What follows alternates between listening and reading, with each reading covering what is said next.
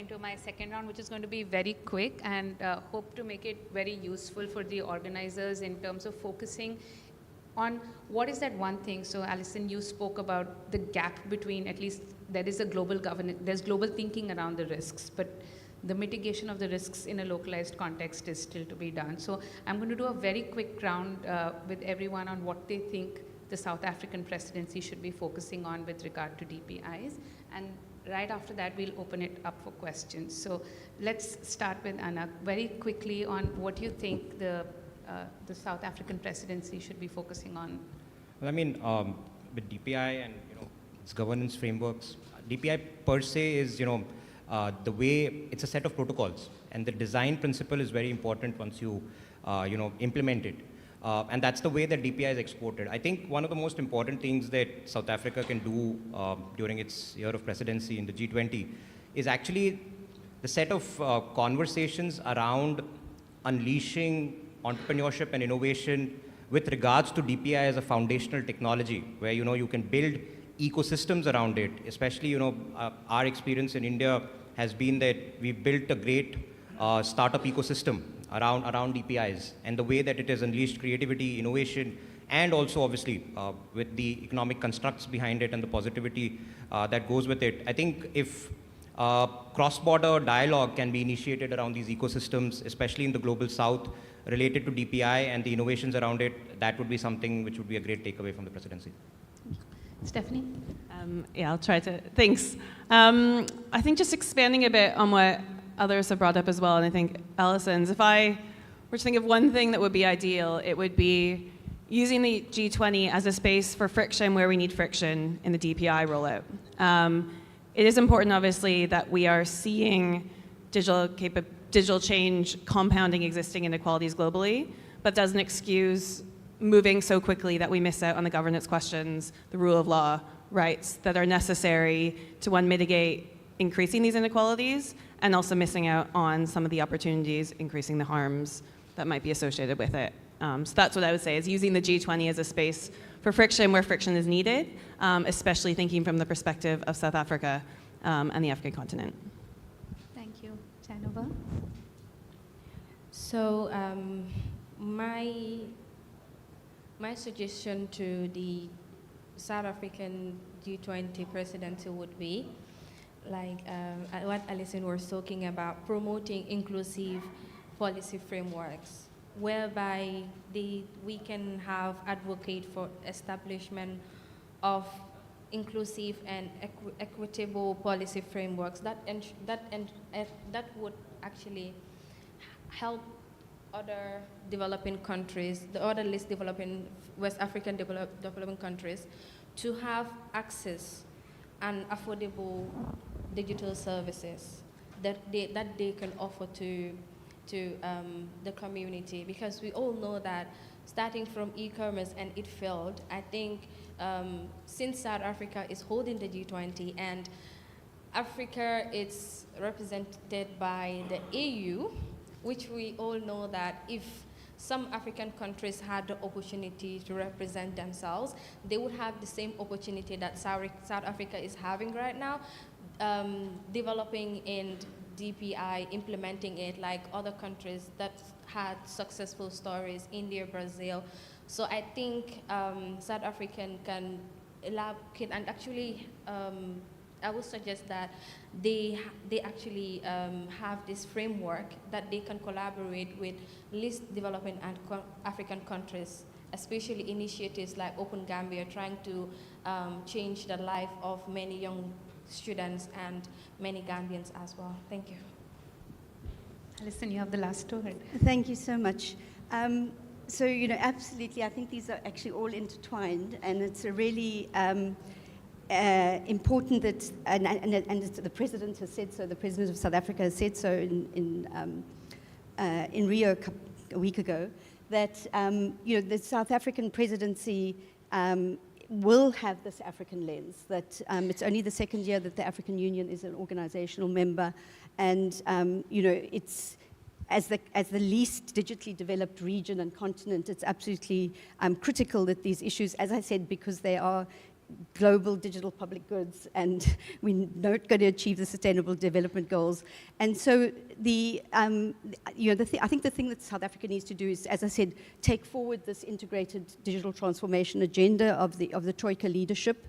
It moves again from the emerging economies, Indonesia obviously before that, to the US in the next round. And so it's really important that this really strategic moment, probably once in 2 decades moment, that we take this opportunity to really redress some of these long-standing, historical injustices and inequalities. And I think that's what's really important about the South African G20 presidency on DPIs, which is very strongly on the Digital Economy Working Group agenda, is that the focus is really on, what we are going to do differently to ensure that these resource-constrained countries can actually benefit equitably from these things. And I think that's the important part. The South African G20 tag themes are around solidarity and equality and sustainable development. And those are obviously very pertinent to this African lens on that. From the T20 implementation roadmaps from Brazil, a number of G20 recommendations, roadmaps were done for them, implementation roadmaps, and one of them was on DPI, in which we took forward the unfinished business from the DPI, G20 in India's call for a governance framework for DPI that was further developed, and a lot of work was done in this with a proposal from the T&C20 for a D20 that is going to go forward as an initiative, not as an engagement group, because it's obviously not. But that's how important this is seen. Data governance is the glue for DPI. If we don't get that right, like it is for AI, and a lot of these things that we are trying to use as I said, panaceas for very, very deep-seated problems. So I'm hoping, and I think the South African government and the Department of Communications and Technology is already, in discussions with industry, has spoken about ensuring that DPIs can meet these welfare, objectives, these social value outcomes of it, that we can put very clearly a public value framework together that ensures access. I mean, DPIs in South Africa are going to look very different from they do in the rest of the continent, and they're certainly going to look very different from they do in India with its big Aadhaar and digital ID programs that it could build everything around, and even the big PIX digital payment systems in Brazil. That were, by the way, the state was necessary to engineer those private companies to come together to form that national platform. So I think it is going to be about, public-private interplays. There's no way, I know a lot of the calls for DPIs has been in the context of, institutional and market failures around digital, digital and telecom reform in many of our countries. But those are really issues of ineffective institutional, capacity and endowments, the rule of law, the legitimacy, all of those bigger pictures besides the actual regulation of, affordable prices and those sorts of things. And also, but more importantly, we know that these, underpinning digital inequality is actually, education and human development. And so unless those issues are kind of addressed systematically, which DPI can do, but the underpinnings have to be there first before it can be used to address many of those problems. So I think, I think South Africa's, as I said, it's a consolidation of DPIs for equitable inclusion and for redressing uneven harms that we're seeing in this environment. But as I said, I think together with strategies on micro-enterprises and innovation, but also digitization of the informal sector, which isn't happening in South Africa, so you can't even use DPIs for social relief, under pandemic situations and those sorts of things. So I think there's a very practical way in the way South Africa can take this forward in creating governance frameworks that can work in Africa, that deal with the neo-colonial legacies we have around our economies and our institutions. And because South Africa has a very strong democratic, constitutional, human rights framework, to understand how that can be leveraged to meet the needs of all. Sure, I'll quickly summarize. I think we have 5 key takeaways for the organizers. One is like more on the implementation side, have a public value framework that also brings in the private sector interplay, the data governance framework that you spoke about, more on the African lens, more voices from least developed countries that are struggling with resources, slowing down, I guess, and then unleashing entrepreneurship and innovation, which is a big part of the DPI design itself. So we've had a productive discussion, but opening it up for the audience, please, the mics on either side, introduce yourselves briefly and ask your question. Hi, good morning. Thank you. It's very interesting, Stephanie, what you said about Google's role. When DPI was in its formative years, months, there was a lot of scorn and skepticism from the big tech companies in US and mostly US actually. I've had some private conversations where they said, it doesn't work and where's the profit in it for us? But now you see them jumping into it. My question to you and Anag as well is, what kind of balance do you see between the role of the government and big tech in creating DPI which safeguards the interests of consumers and citizens?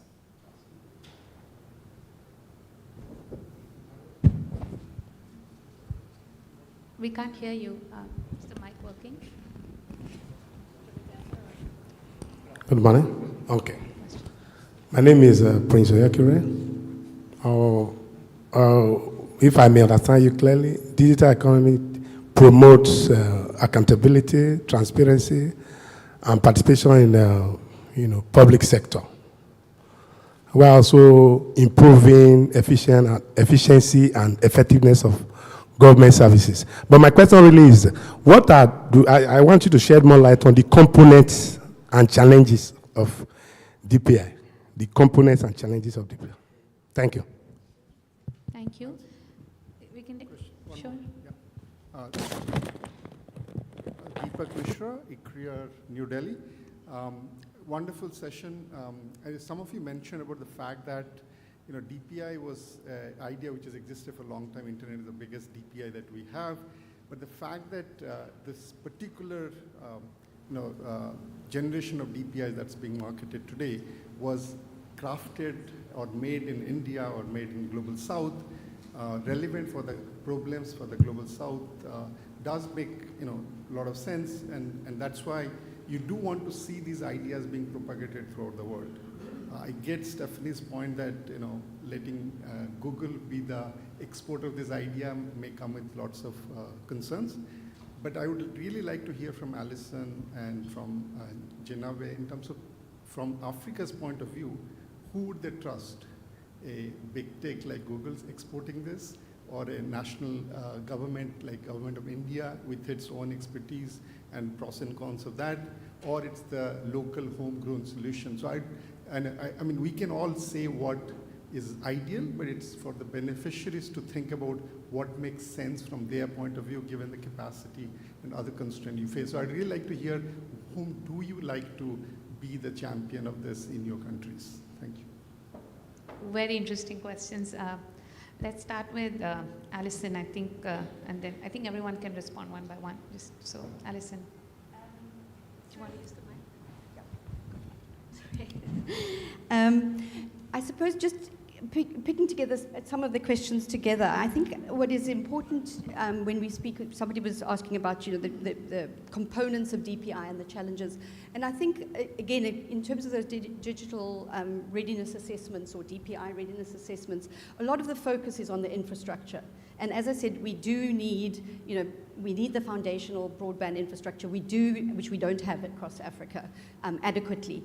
But more importantly than that is we've got a lot of bandwidth everywhere. We don't actually have the abilities, people don't have the capabilities and competencies to be able to use those. So you've got broadband out there, people can't use it. So it really is a transversal thing. It's not it's not an infrastructure thing. It's not going to be only addressed by looking at those infrastructures, but we do need to get those digital infrastructures, data infrastructures, BioID, financial payments. These systems have to be there. And I think the thing is, I think the points were made. A lot of these things we've been working on, national broadband networks, we've been working on BioID. The point is that this comes together in an ecosystem that is effectively governed through an enabling state. And I think to go to the question of trust, often in earlier documents, multilateral and development bank documents, issues of trust have been checkboxed around security and data protection, so privacy rights. And it's so much more complex than that. So we have actually a very nice data policy framework for Africa that actually really speaks about this enabling environment that you need, an enabling state that you need in order to effectively regulate and manage the private sector that has to deliver on these things, because we don't actually have a lot of that capacity. So that legitimacy is an issue, because there are lots of states in Africa. And sorry, one point that I want to make on this is that they're all, very, very many different states, but that we can develop, and through these data frameworks and things that we've signed up to, we can develop, common standards that will allow us to create DPIs that are interoperable, that we've got, markets that have economies and scale that you need for effective data economy and innovation and those kinds of things. And these are going to be absolutely critical to have in place if we're going to see more equitable benefits from the African digital single market and the African continental free trade area. So DPIs are really have the potential, if they are treated like as an ecosystem, to unlock some of this value. We'll have to really hurry up. I just saw the time's up come. But Alison, you're saying that it's going to be the state, but an enabling state with empowered institutions. Janaba, very quickly, if you can respond to the questions. Yes, so I would answer the last question. I think the guy that was asking about the challenges and the component. And I've made mention of the realities that are happening on ground. The first challenge is funding, and then the second challenge is collaboration, having collaboration with the government. And then the second question, it was about who do we trust? And I think we are a startup, and then we are working on implementing DPI. So I think if the government doesn't trust startups like this to implement DPI, so I think government has a bigger role to play in this, to trust small initiatives that are trying to implement DPI in their countries. Yes, thank you. Role of government is undeniable. Anagan, Yeah, so I mean, there was a question on big tech versus the government in this, and the debate continues. Okay, I don't really have an answer to that, but one of the structures that have worked well is a not-for-profit labeled as critical infrastructure with great oversight. I think that's something that's how in India, typically with the NPCI, the ONDC, and so on and so forth, those structures have worked well.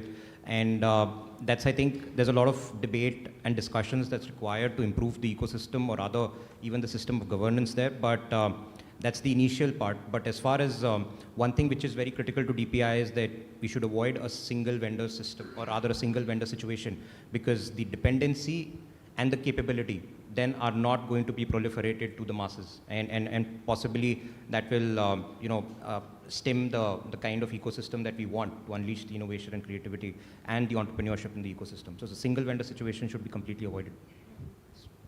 Stephanie. I'll be super quick.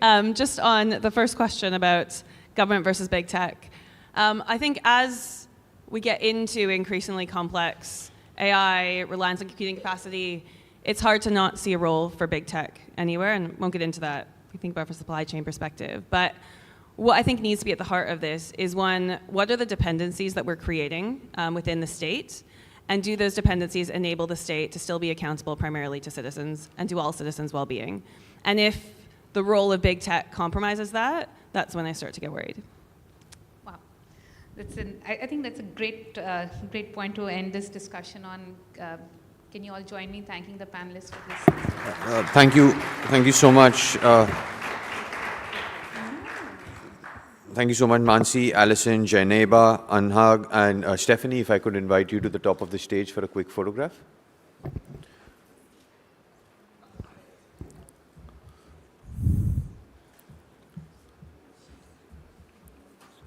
We'll move swiftly to the next session, De-Stressed Economies, a Resilient Infrastructure for Climate-Smart Growth.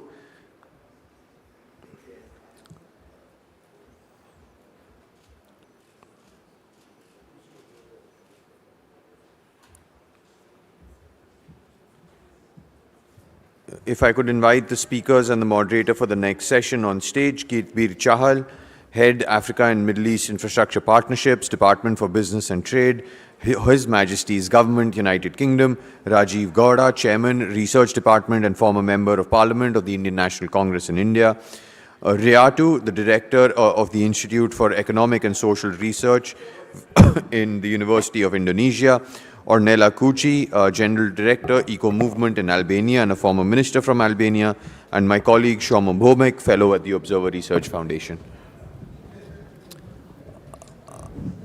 If I could just request people to settle down a bit and then we'll start. Keertbir, over to you.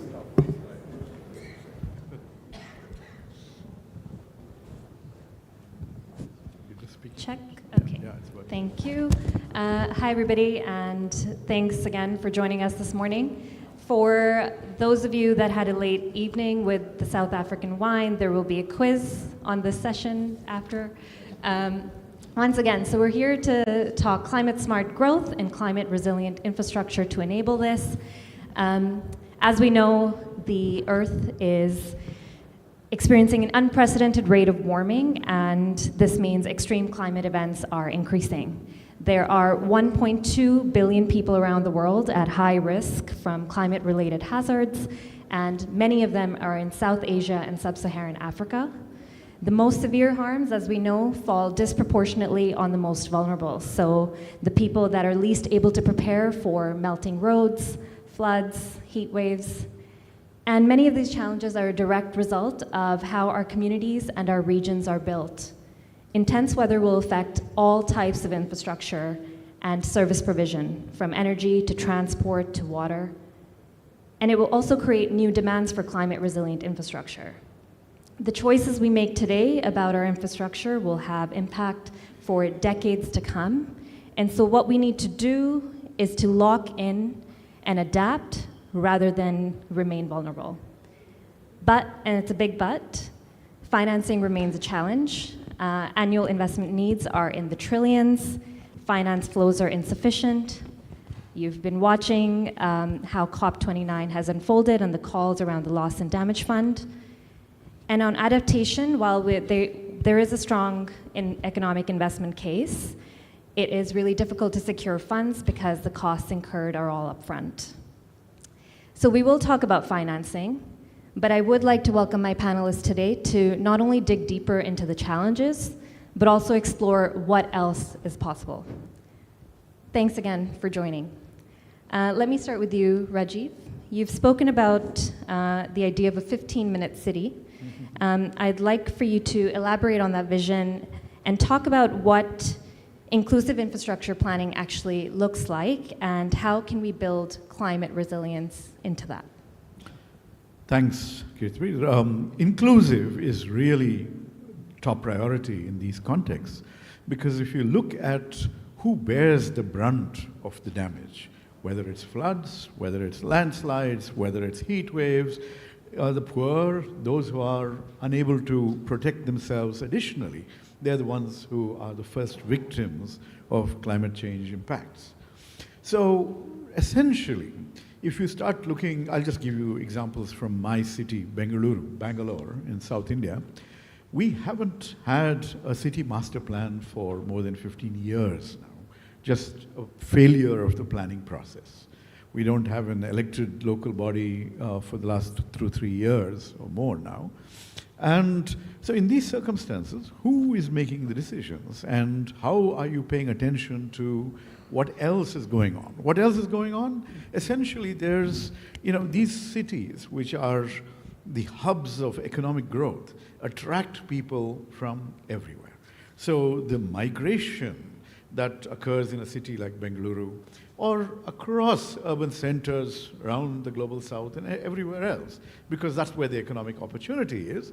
If the systems aren't there to pay attention, what ends up resulting is essentially the growth of slums, growth of all kinds. You can see them here, between Cape Town airport and the hotel. You can see shacks on either side, right? Informal housing that has come up.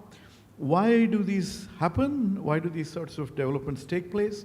Because the planners are not anticipating, nor do they have space and facilities ready for these kinds of economic migrants, okay, who might be crossing borders as well, international borders as well. So when you start thinking along those lines, the way to change this, one is the planning paradigm. A 15-minute city pays attention to work, school, healthcare, entertainment, all sorts of facilities in a 15-minute distance from where one lives. Now, this is a different paradigm compared to sort of bedroom communities and downtowns and, the way cities have been planned and grown over time.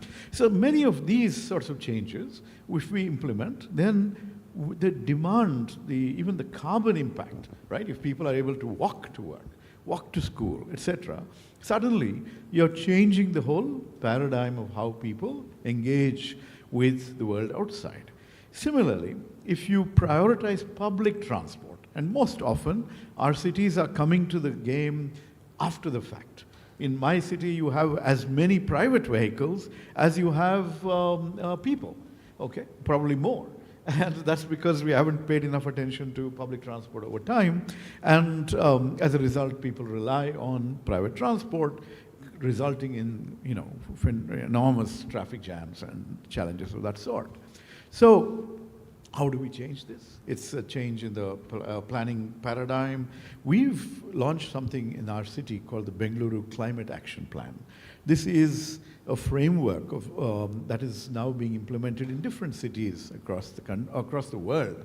And we're trying to create a coalition so that we learn from one another and we tailor solutions to our own specific context, but giving prime importance to inclusion, to participative planning, and to the needs of the most vulnerable.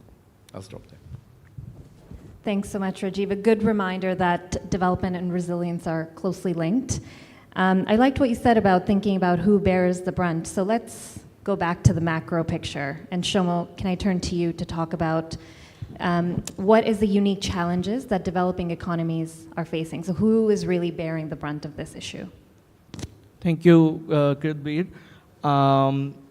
This discussion really takes back to my development economic classes like a decade back, where we spoke about the perpetuating cycles of poverty and how the developing countries weren't able to get on the bandwagon of industrial revolution. But ironically, it wasn't quite an option for the global south, where a lot of resources were used to fuel the industrial revolution that way. And the irony still exists today. Now, when you speak about developing economies or global south as a whole, that's a very broad term, but as we talk about climate resilient infrastructure, there are many other factors than the development status itself. It's more like the geography of the region, the society, the culture. So these are the things which not only impact the development of climate resilient infrastructure, but also the process in which we move towards climate resilience. Now, coming to the concept of looking at climate change, for the global south, more than an environmental concern, it is a broader development concern, having its various impacts in different levels of human capital inducing factors, be it gender, be it health, be it the income generating capacities. Now, do these impact, do we have these impacts for the global north as well? Definitely yes. Is the magnitude the same? No, definitely no.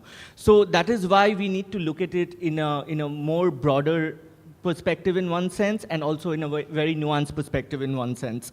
Even if we conceptually talk about the Sustainable Development Goal framework or the SDG framework, the impact of the climate-related objectives on the targets which are related to the economy or the targets which are related to the human capital, such as education, gender, water.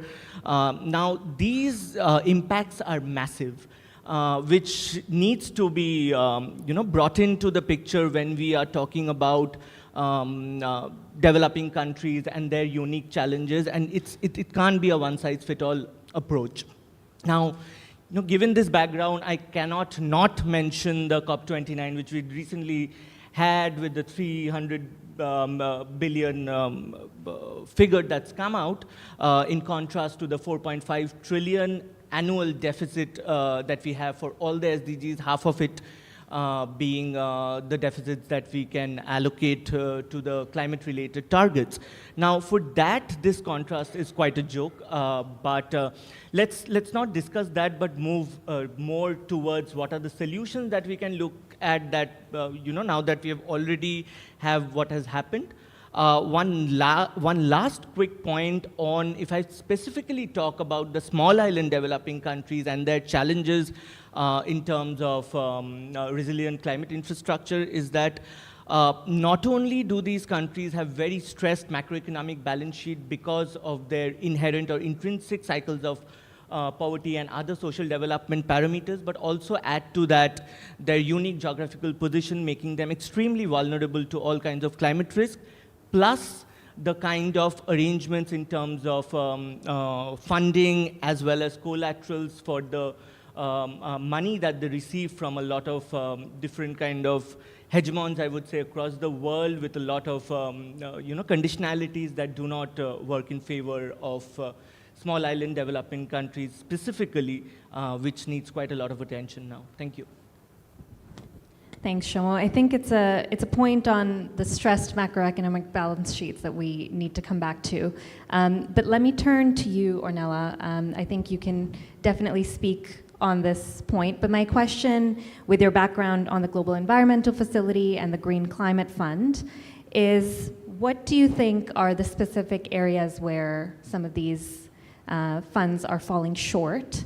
But at the same time, what do you think the challenges are for investors when it comes to assessing these kind of climate risks? Thank you. So being part of the last 10 years at every COP, I have seen in the frame of the funds that we are talking every year in every COP about funds, and we are not feeling in our countries the effects of these funds. And why? Because we are hearing at the COPs every year the promises made by leaders. But I have seen the speeches of 4 leaders, 4 prime ministers in my region, Balkans. And coming back to their countries, in 10 years, no one has reflected these promises in their budgets, in their annual government's budget. So they are just talking and making promises, but nobody is reflecting on this. And there are a lot of elephants in the room. Why we are not filling these funds? The first one, I have my last research for the ORF. My last paper, it was on the adaptation funds. And it's not only GEF and GCF and adaptation fund, but they are almost 8 adaptation funds, multilateral adaptation funds, working globally now in this moment, in the last 30 years, I think. And so I found that the gap between the pledged funds and the delivered actions, it's big, very big. Some of them, they have given only 1 project in the last year. And so even some money are there, paid from the developed countries, and we are not able to use this money at all. So we are talking about trillions, and we are not feeling the sense of all this. And why? Because the paperwork for climate funds might outlive the planet itself, because we are planning. In our countries, we are just planning and planning and planning without results. What about the infrastructure of all this? By the other hand, the second point is the bureaucracy and the inefficiency of these funds. Why? Because the seeds and less developed countries, they are most in the global south. They are the last in lines for allocating these funds.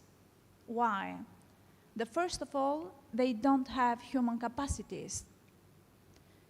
In our governments, I have been part of my government, we have only a single person working for the climate change in all countries in our government. So how to accelerate these funds and whom to work for these funds? By the other hand, these funds has the monopolistic, let's say, acceleration for the accredited agencies.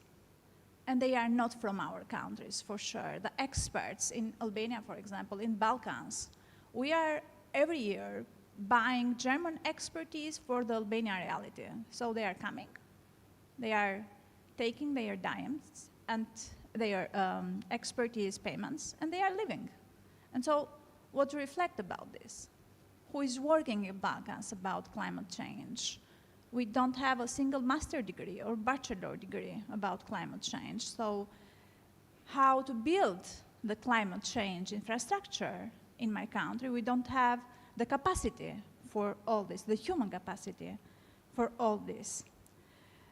So by the other hand, we are seeing COP every year like a New Year's resolution competition for us, but it's not.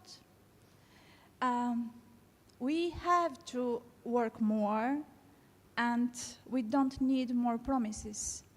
We have to work on our capacities. We have to increase our acceleration of funds.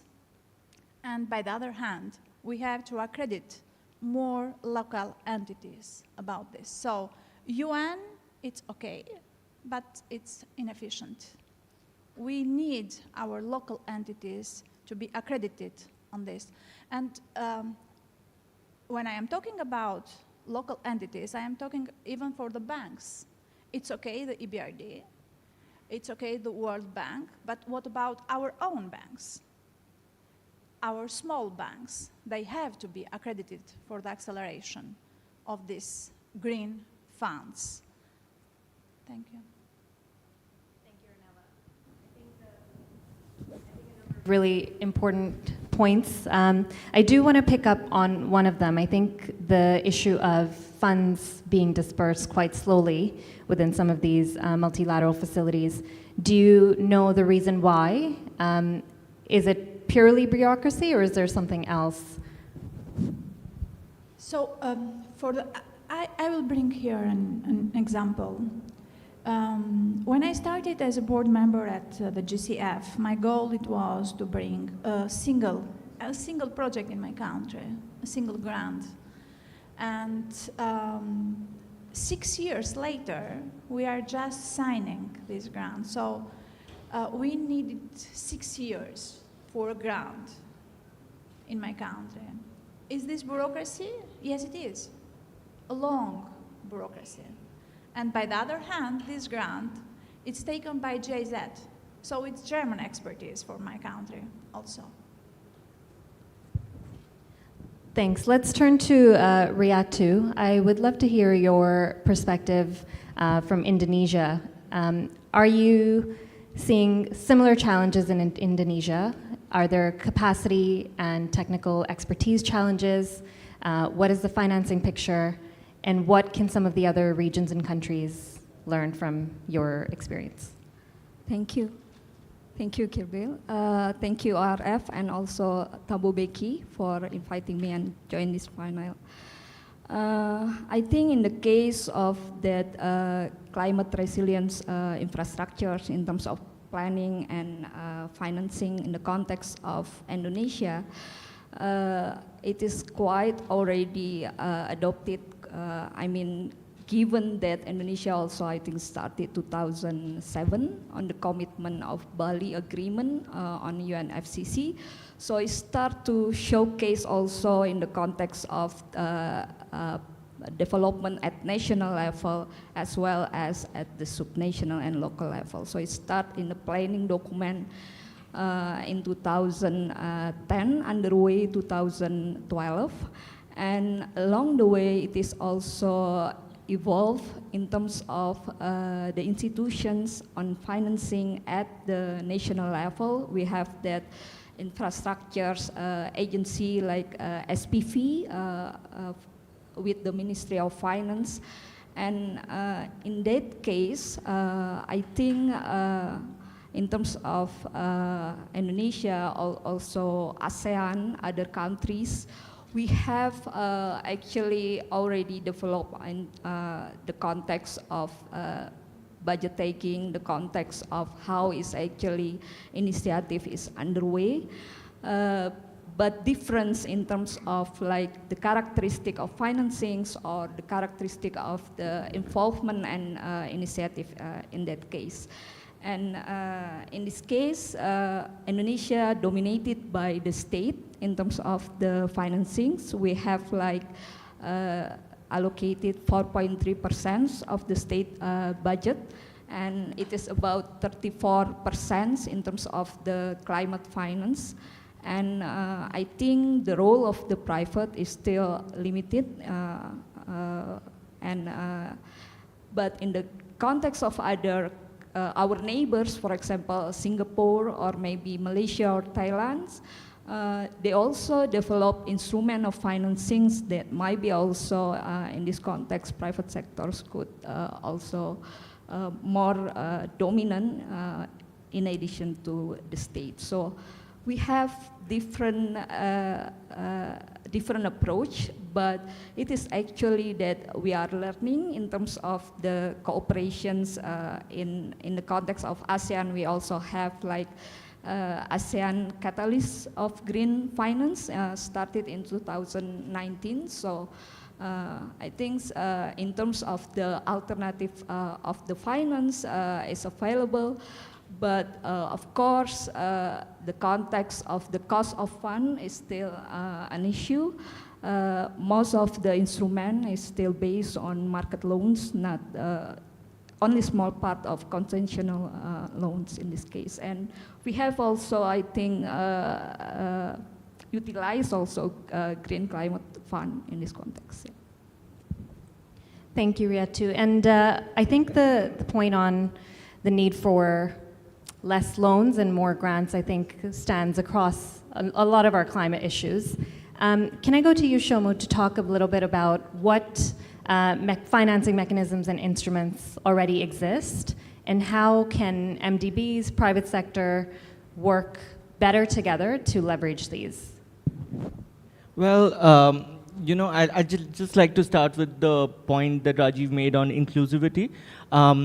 Inclusive is the keyword here because the more we talk about sustainable development, inclusivity is a subset of sustainable development. Any trajectory can't be sustainable if it is not inclusive. So it is indeed a subset of that.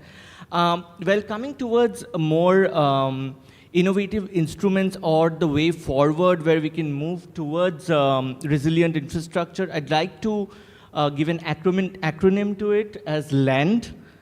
L is for localized action. So I'd like to mention that the more we decentralize the governance towards community actions that could help in bringing out infrastructure that is not only traditional, nature-based, that helps make the solutions more economical. Secondly is A, which is advancing nature-based solutions. So, for example, I come from a state called West Bengal, West Bengal is the home to the largest mangroves in the world, which is shared by the state of West Bengal in India and Bangladesh. So advancing these kind of nature-based solutions, for example, with mangroves, not only help in protecting our coastlines, but there are many other positive externalities such as carbon sequestration and also creating livelihood opportunities for the local communities there. So these are the 2 points that would need more focus from the domestic governance framework rather than much from the international framework, but also coming to the international framework, I'll come to my 3rd point, which is N.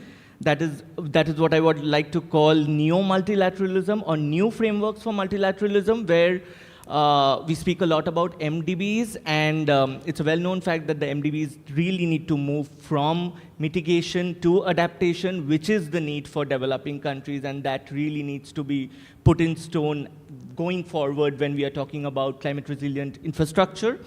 And finally, D will be the dynamic financial instruments.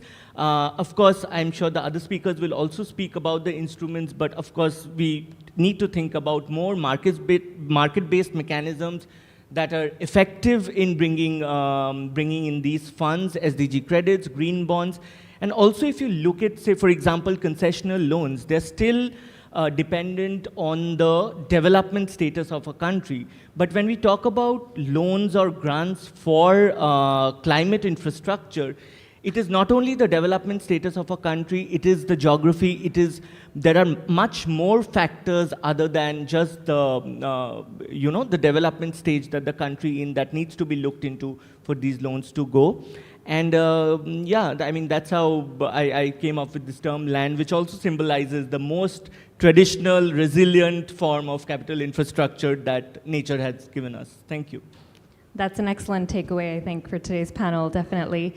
And you were speaking about SIDS, Shomu. Obviously, Barbados a couple of years ago launched the Bridgetown Initiative and proposed a reform of the global financial system for it to be more shock absorbent, and a number of the instruments that you've mentioned form part of the Bridgetown Initiative. Do you have any thoughts on where we are 2 years on from that initial announcement? You know, like Ornella mentioned, it took 6 years for the funds to be flowing. So 2 years is a very short time for that to work out. But I am hopeful, and given the the intensity of the extreme events that we are seeing, especially in these regions for SIDS, be it in the Indo-Pacific, be it in the other parts of the countries. I mean, I really hope there are other forms of channeling finances also to essentially what I'm want to bring in is the diversification of finances that goes so that a country or a small economy is not dependent on only one channel. And we have already seen how the pandemic can stress our economies in ways beyond we had imagined. So whenever we have these kind of exogenous shocks, it is the diversity in these financial channels, what will be helpful going forward in building this kind of resilient infrastructure. Thank you. I agree, and it's a good point on the importance of layering finance instruments as well, because it's not just loss and damage adaptation, but you also need water and social protection systems and financing across all of those.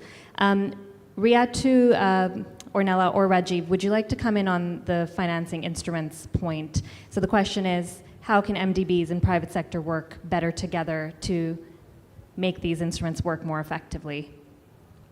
May I? So let's just take the concept of green bonds that Shami just talked about, right? Cape Town has issued green bonds. Multiple other cities around the world have been doing that. But if you start thinking about more imaginatively, right? If you want to ensure nature-based solutions, a concept called a sponge city concept, right? These are more nature-based, absorbent infrastructure of some kinds. It will involve a certain amount of investment. But those sorts of things can be packaged and sold to conscious investors through green bonds of one kind or the other. If you think about investments in solar rooftop decentralized infrastructure, both for heating water, for powering homes, etc. That again is something that will take away a lot of burden from fossil fuels, thermal power investments, things like that. That again can be provide scope for these kinds of innovative financing instruments. In India, we also have a mandate for corporate social responsibility. Companies beyond a certain profit threshold have to devote 2% of their profits to corporate social responsibility.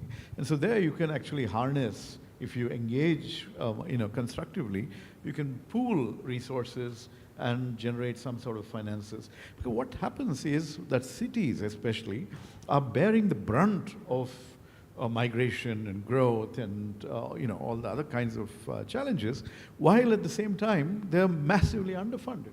And they don't have anything right now beyond property tax and one or two small measures when they need to invest in public transport. They need to pedestrianize cities much more, make it easy for people to walk and get from place to place. All those sorts of things, non-motorized transport, bicycles, things like that. And we have a long way to go, but it doesn't take that much. If there is will and if there is that minimum finance that you can raise through these methods. Ornella? So, in my overview, we do have examples how this can work. For example, Kigali's protocol. It was ratified from 198 countries, but with a strong collaboration with the private sector, we are not talking anymore about ozone now. So this is an example how we can work. And it's not only globally, but it's also locally working on this. And we have the other example of Paris agreement now, and the countries, the biggest countries, they are in and out. So how to work and how to make this kind of collaboration. We are talking about multilateralism here, but Trump, it's unilateral. So how to be on all this. And by the other hand, it's so funny how we can mobilize trillions overnight about the crisis, about weapons, but when it comes for the climate actions, we are just always going to the next fiscal year for every country. But what we need? We need, firstly, to consolidating the fragmented climate funds in an accessible regional platform, all together doing the work on the region, not just globally, but going to the point. Firstly. Secondly, to make sure that these funds are allocated for resilience and are not delayed by geopolitical interests and only. And then the private sector, it's the best partner for the government on this. It's not just the private sector who is there for let's say, it's obliged to elect this, to be part of this legislation. No, it's a partner because he is developing and implementing all the legislation the governments are making. So the Paris Agreement, it's implemented by the private sector at the end. So in this case, and I'm not talking only about involvement on the blended finance or guarantees as the funds are talking. I'm talking that I'm saying that the private sector, it's working on this, on the infrastructures, and they have the knowledges for doing this. So how to not use these knowledges for the countries? They know more, for sure, more than governments on this. And if they are our partners and they are the partners of the NGOs and the civil society, we can do more, for sure. And we can do more concretely. And the third point, the final point, it's the triple helix collaboration. Academians and universities, the private sector, and the governments. And I'm talking about local and central government. If it's not this kind of, it's not working this kind of capacity of collaboration, we will not build the right capacities how to implement the measures and how to implement the Paris Agreement in every country. Because yes, Paris Agreement is global, but it's also local to be implemented. Thank you. Thank you, Ornella. I think it's a good segue to the next question. Riyatu, can I turn to you? Obviously, blended finance and financing instruments of any kind can't make up for the absence of an enabling policy environment. So my question is, what can domestic governments do to create that policy environment that can attract inward investment, that can attract private sector, and enable more knowledge sharing and expertise? Okay, I think in the context of that financing instrument, it needs a good financial sectors and also the ecosystem of that sectors. In terms of like the climate related sectors, for example, climate financing here still dominant channeling to energy, renewable energy, and the transport. Both of these, some is at the national level. In the context of Indonesia, for example, electricity at the central level. But in terms of its generations, it needs to also cooperate with the subnational cities and local level at the context, for example, waste management and also hydro, like the water resource utilizations. And in the context of transport, of course, it is a local level. So the financing is one thing, the instrument, but also the ecosystem, the government, multi-level government context. I think most of developing countries is tiers of government, not only central, but also subnational and local, and the regulatory reform in specific sectors. And the things that also mentioned by Sumya, in the case of developing countries, the adaptations is more needed, and it is actually the project or the initiative in terms of disbursement is much more effective in compares to like mitigations. But in terms of the external fundings dominated by mitigation aspect, but maybe here is that the combinations of both mitigation and adaptation that could be a way here. Okay. Thank you. Yes, of course.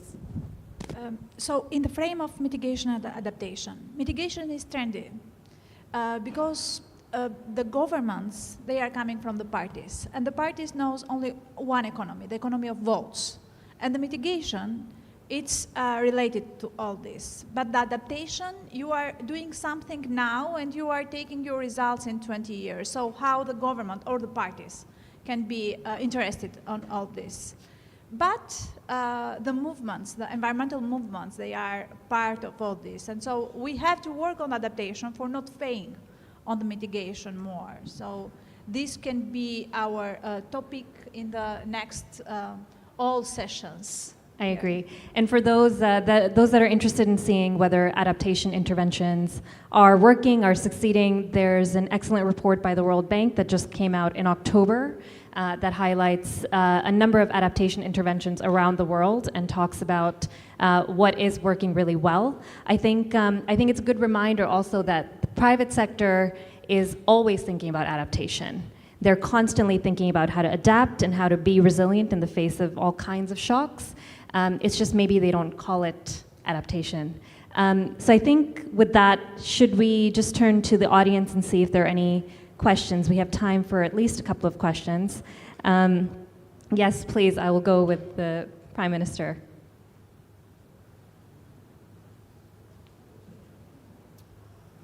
I'd be curious to have the panel's response to this issue. What's more important?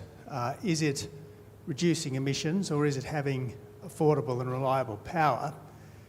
And if the answer is both, does the panel think that we should be moving swiftly towards, say, nuclear power, given that renewable power is all very well, but it only keeps the lights on when the wind's blowing and the sun's shining? Thank you so much, Prime Minister. Well, I'll open it up to the whole panel just to say my own bias, being a British civil servant who used to work on nuclear. I'm very much in support of nuclear power. Over to any of the panelists to take the answer. Oh yeah, I think we can take a couple more questions, sure. Thank you very much. Thank you. Thank you. Yeah, my name is Prince Oyakure. My climate resilience and climate finance are two basic dimensions in addressing the impact of climate change. Recently, the United Nations on Climate Change Conference was held in some few days ago, which ended about 6 days now, 20 in of this COP, that is countries of party 29. And part of what was agreed on that developing countries should be given a triple funding of between $100 billion and $300 billion, you know, to mitigate the impact of climate change. My question, projecting into 2035, not now really. So my question now really is, how realistic is that? And my second question is, it was agreed, there are 6 basic principles, you know, that ought to be adhered to by government and key stakeholders.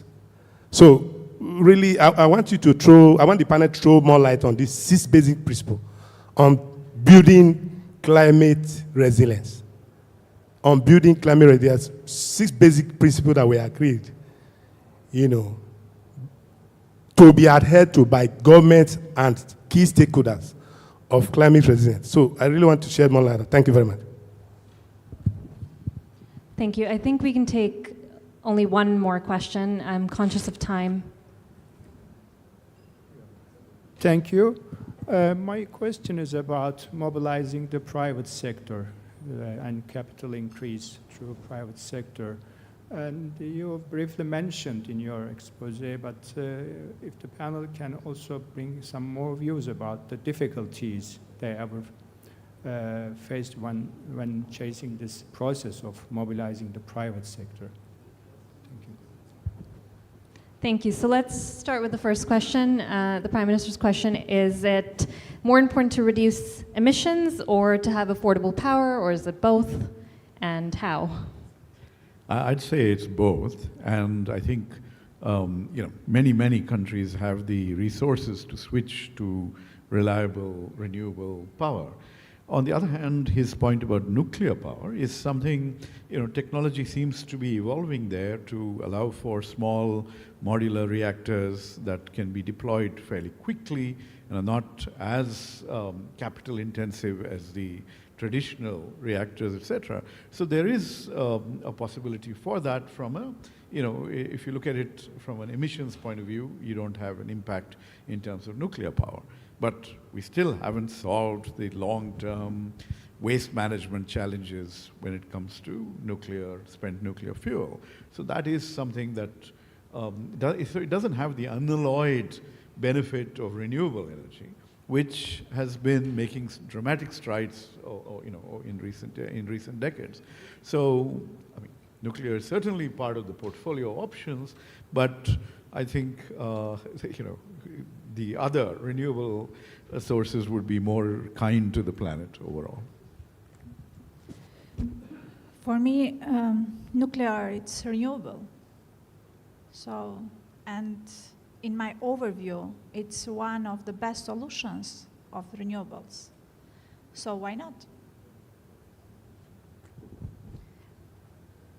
Unless you want to comment on the first question or second? Just to add, yes, it's dangerous, but everything is dangerous. Even the fuels, they are dangerous. Even the use of hydropowers in my country. We have only hydropowers in my country. So yes, it's a danger there. We have to manage the danger, as in everything that we are doing. If the governments are good at managing the danger, yes, renewable, it's hydrogen, and the nuclear, it's a very good source of renewables. Thanks, Ernala. Riatur Showman, did you want to come in on the first or the second question? Uh, okay, in the context of nuclear, for the case of Indonesia, this is my personal view, is actually is already natural resource. Many of the hydropower and also the other alternative of even coal is actually we have we are a large producer of the coal productions, and how is actually utilizing that in mitigating also the carbon from that aspect. So in the context of economic development is how is actually the economic growth decoupling from the emission production resulted to it. This is the challenge. But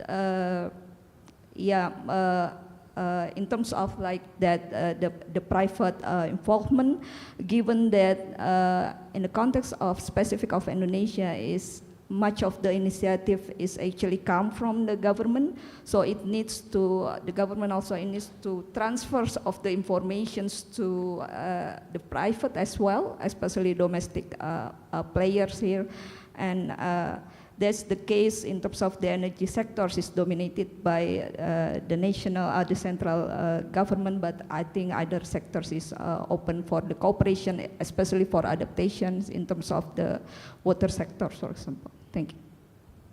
I'll come in on the second and then move to the third question.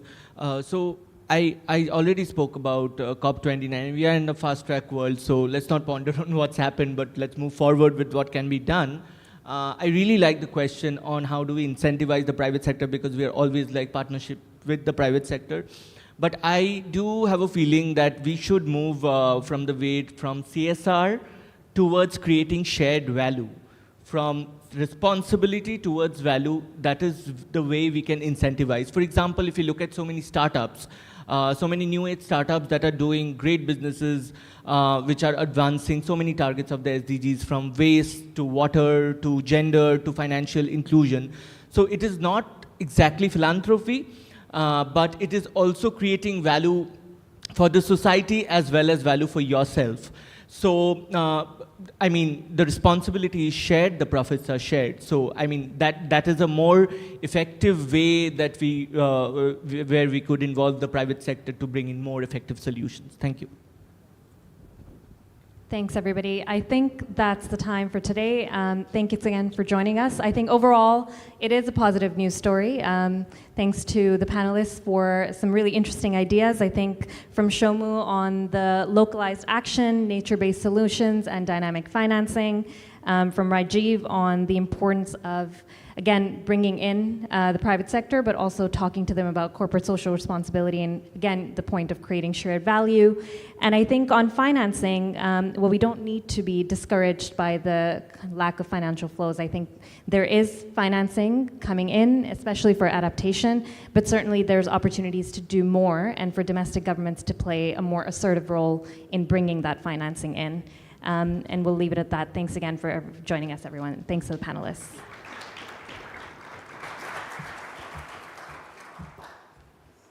Thank you. If I could request our speakers and our moderator to join us at the front of the stage, please, for a quick photograph.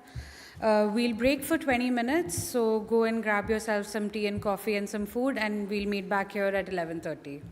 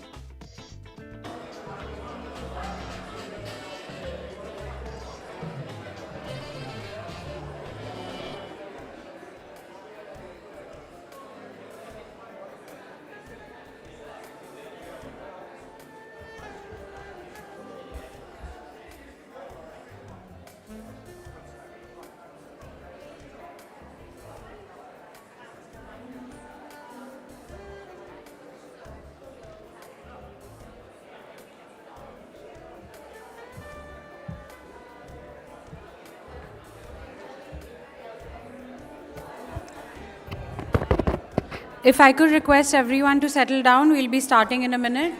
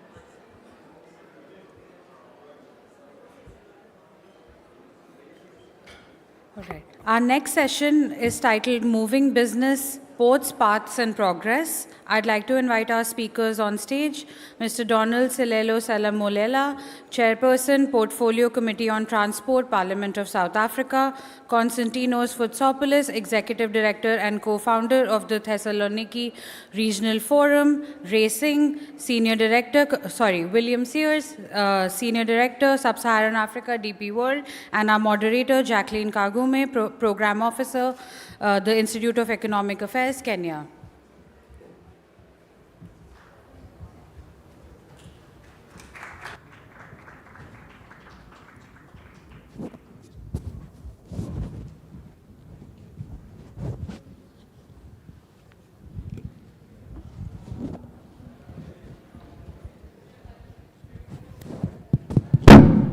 Sorry. Distinguished guests, ladies and gentlemen, good morning. It's my absolute pleasure to be moderating this next session on moving business, ports, paths, and progress. In the next 45 minutes or so, we intend to have a conversation on the transformative but currently untapped potential for connectivity in Africa, thinking about it in terms of business and trade, and looking at it within the continent, the potential of expanding trade and business within the continent, but also linking to the greater globe. So we'll basically be examining the role of infrastructure, ports, trade routes, and the resources that are necessary or required to realize the ambition of a connected and thriving continent. So we'll discuss some of the major risks and the impediments to the progress that we seek, and the role of government and investors in creating this, the conditions that can fast-track the realization of Africa's great potential. So that's the topic that was assigned for us to discuss this morning. And to do this, I'm joined by an exceptionally capable panel of experts, and they've already been introduced to you. So I think we'll just jump right into the discussion. And I'll start with you, Donald. And so basically, when we think about trade, growth, and connectivity on the African region, obviously it's been said, and it's a fact, that the region holds great potential, both for its strategic positioning, the geographic location, but also for the enormous resources that the continent holds. So, but the realities on the ground represent a stark difference. We do not see the advancements that the great potential holds. So my question to you, my first question is, in your view, what are the main barriers, or what have been the great impediments, whether political, economic, or institutional, that have hindered Africa from bridging these great infrastructure and connectivity gaps? And would greater connectivity have a welfare effect and bring stability to the region? No, thanks very much, and greetings to the listeners here in this discussion and participants. Look, it is true that the greater connectivity will obviously play a major role in terms of increasing the welfare of our people, but also in terms of facilitating trade, because these two are interlinked. But what have been impediments, I think over years. One is from the transport point of view, is one, the issue of the rail infrastructure network, which is not really connected in the continent, especially linking our products to the port of exit in terms of our port, whether the ports here in the country, the 7 ports that we have, which are exit points mostly from the African continent, especially the SADC region, but also that being the first, but also the road network.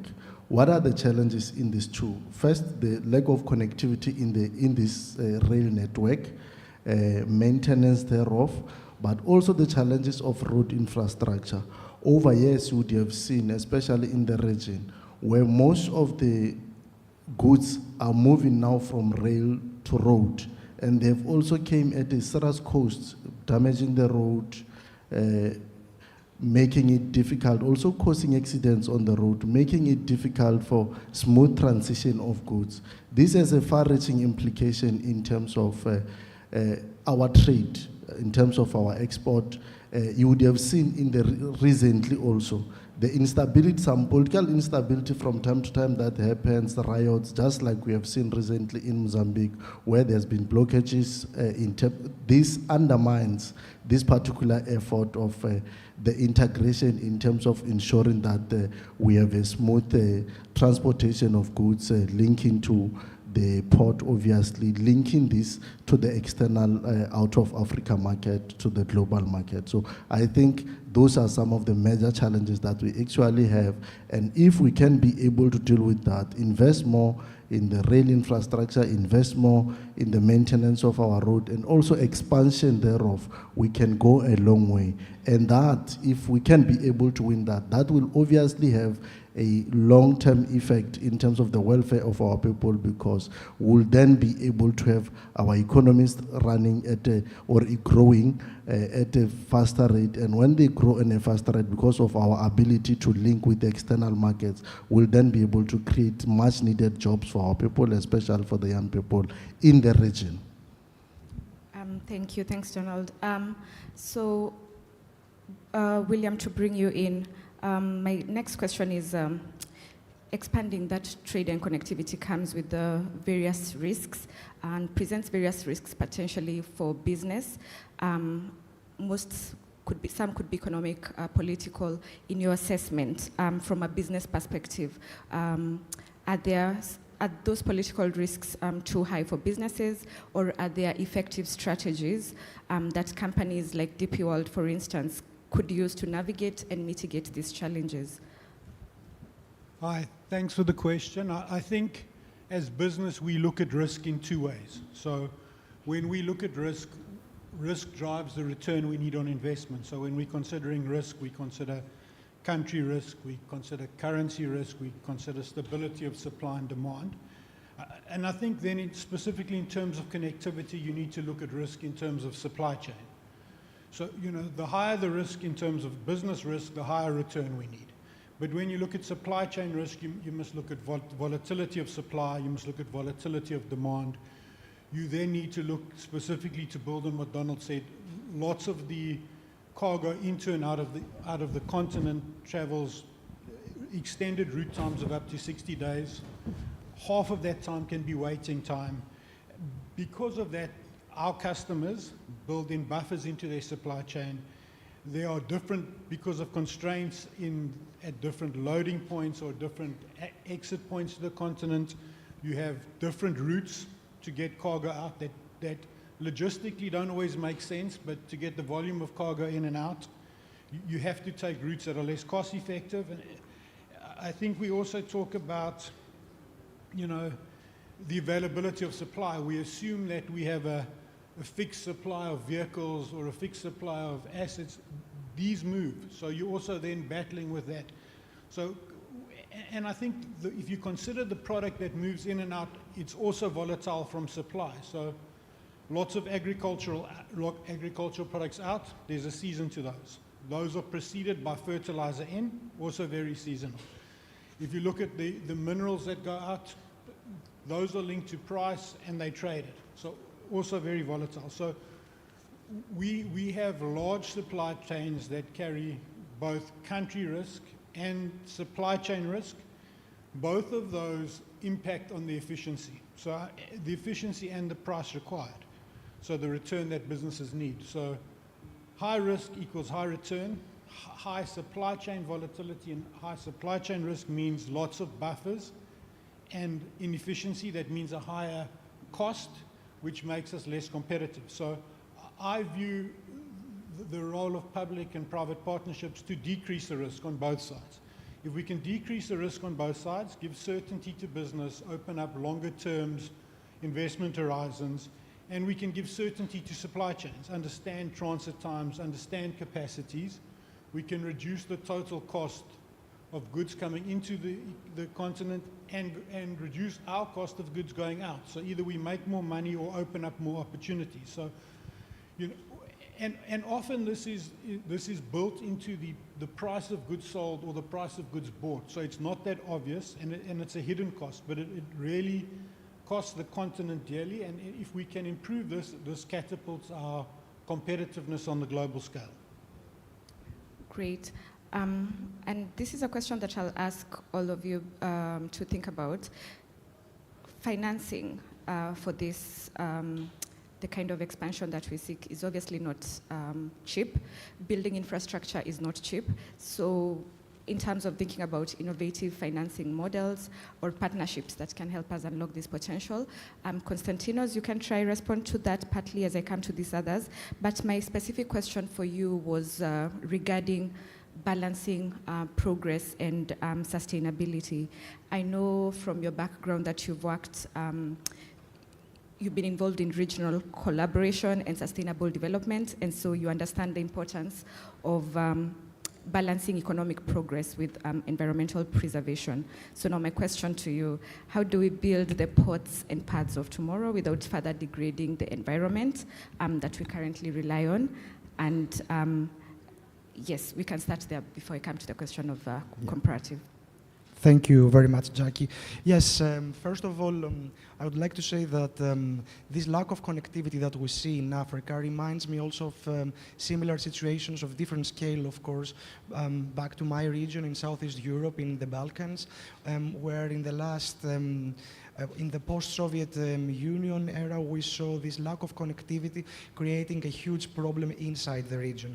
To give you an example, until a few years ago, to go from Belgrade to Sarajevo, which is now 4.5 hours drive or 40 minutes flight, you need to take a flight and go to Central Europe, to Vienna or Frankfurt, and then coming back, which is of course easier than taking a bumpy road that led to nowhere, and it created also a number of other obstacles. So coming back to Africa, what we have seen also in the Balkans is that fostering connectivity, improving connectivity, basically it helps also to boost regional cooperation, trade and development for a very obvious reason, and that is that greater connectivity creates economic independence, and at the end also same interests among the countries. So why fighting when you basically can gain from being connected to one each other?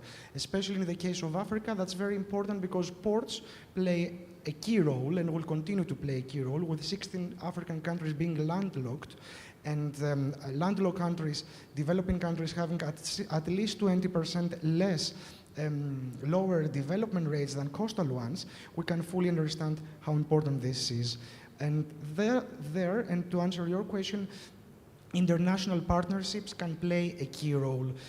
Coming from Europe, I know that European Union has not been always in the forefront of supporting Africa, but I can say at least that with the new Commission and the EU Global Gateway initiative that promises 150 billion euros mostly for infrastructure and connectivity projects, there is a possibility of cooperation through these projects, and bearing in mind the blueprint that the European Union has in ECG, in sustainability, environmental and social standards, it can be helpful. But of course, any kind of international cooperation, I should say, should focus mostly and have a major one factor, and should be that it should fully align with the priorities, the local priorities or national or regional priorities of Africa, in order to be in a position to build also political trust.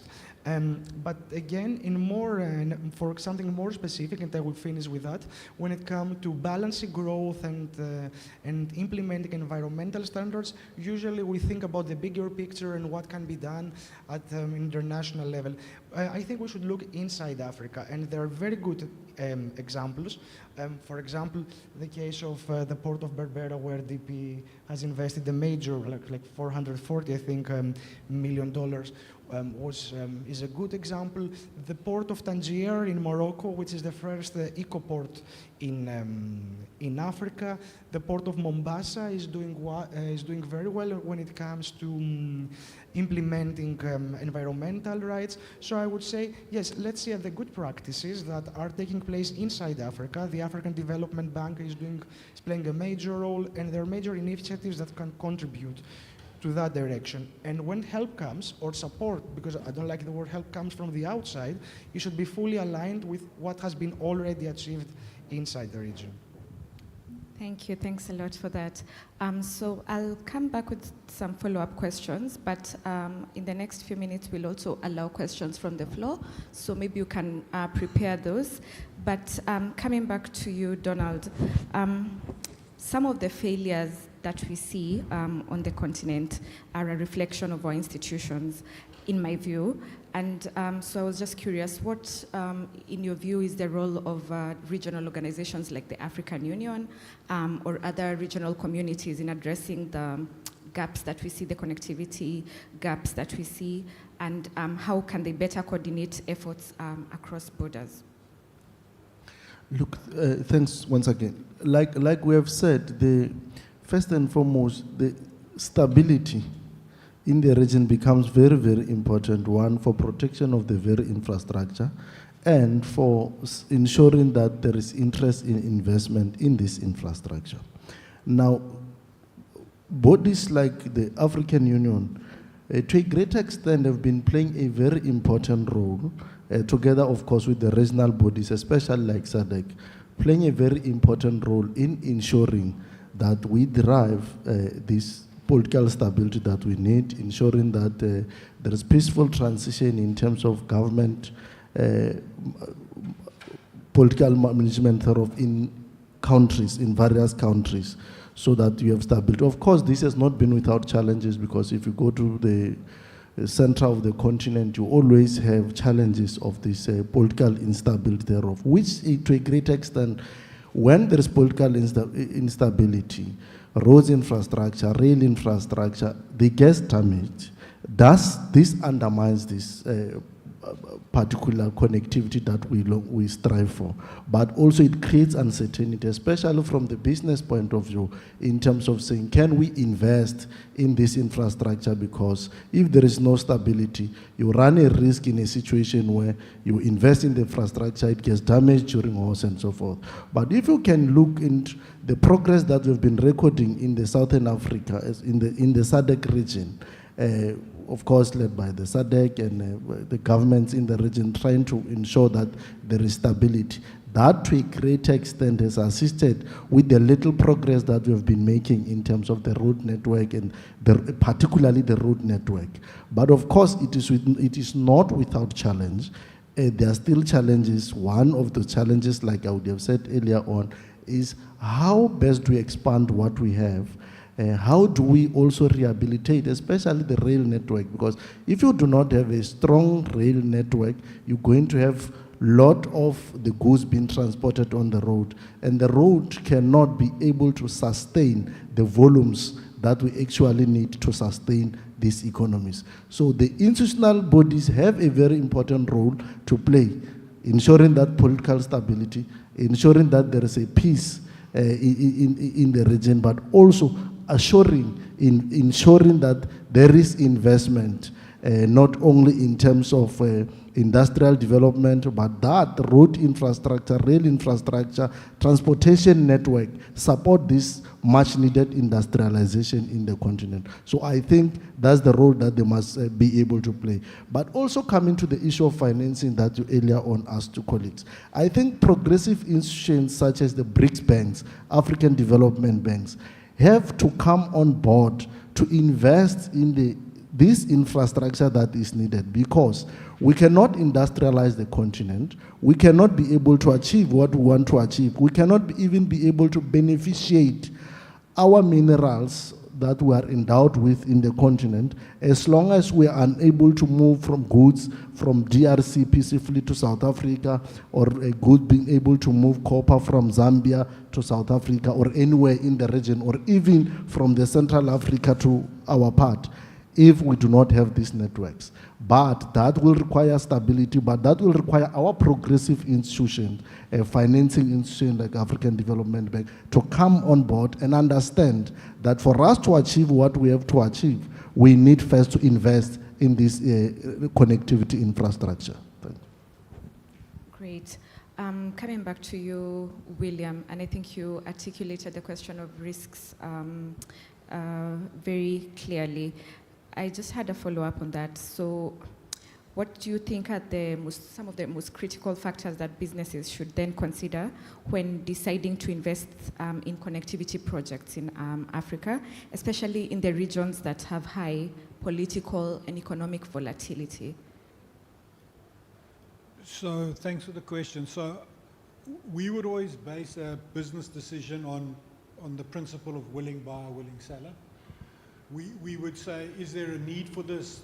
Does the macroeconomic market make sense? So if we just consider volumes coming out of the copper belt, we see the global demand increasing for that over the next 5 years, somewhere between 10 and 20%, depending on who you ask.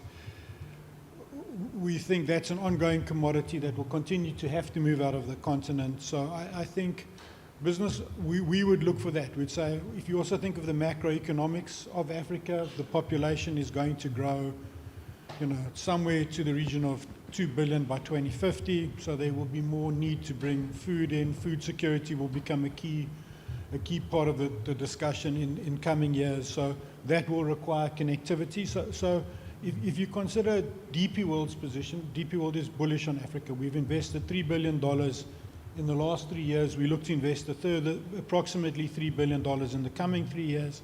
And we think Africa needs connectivity to become more competitive, but it also makes long-term financial sense. So we would look for, as DP World, we look for opportunities of scale. We'd look for public-private partnerships. So we'd look for a willing buyer on the public side. And then we'd look for an extended term. So we understand that there's volatility in Africa, but if you have an extended term or a 20-year or 30-year concession, you can work around volatility. So business is looking for some level of certainty of returns in the long term, and looking to make sure that the macroeconomic trends are tying back with the business and investment decision making. So I think about investment, it's about creating a place that business wants to come to, creating certainty about rules. I think the rules themselves are less important than the certainty, building on what Donald said. And then the business should naturally come. I think there's lots of opportunity. Great. My last question to you, Constantino. I alluded to the fact that I'll come back to the question of sustainability and the comparative best practice. So my specific question to you was, are there global best practices or regional initiatives that Africa could draw inspiration from, from your assessment? Yes, thank you very much. First of all, when it comes to financing, which is very important, just to give a figure, the World Bank estimates that Africa needs approximately 170 billion euros annually for infrastructure projects, and right now we lack approximately 68 to 108 billion dollars, not euros, I'm sorry. So we understand that the numbers are very big and there is much more to be done. And I will agree with William that It's very important to focus a lot on public-private partnerships, engage also the public sector. Through the engagement of the public sector, we can also gain more best practices when it comes also to sustainability, when it comes also to protection of the environment. But again, I will more or less say what I said before. What is very important is, yes, of course, there are international best practices. There are many measures that can be implemented in Africa as well, but it's very important not to forget that anything that should be done in Africa, and that applies not only for Africa, should have one word in mind: ownership. When it comes to infrastructure projects, I'm not talking about the ownership of the projects themselves, but also the ownership of the ownership of the process that leads to the implementation. So there are many good practices inside Africa from country to country. For example, the African Development Bank has a great initiative about I think it's called African Port Upgrade or something like that. I don't remember the exact name, but there are concrete initiatives inside this process. We should mitigate them better and make sure that whatever is done has that in its heart.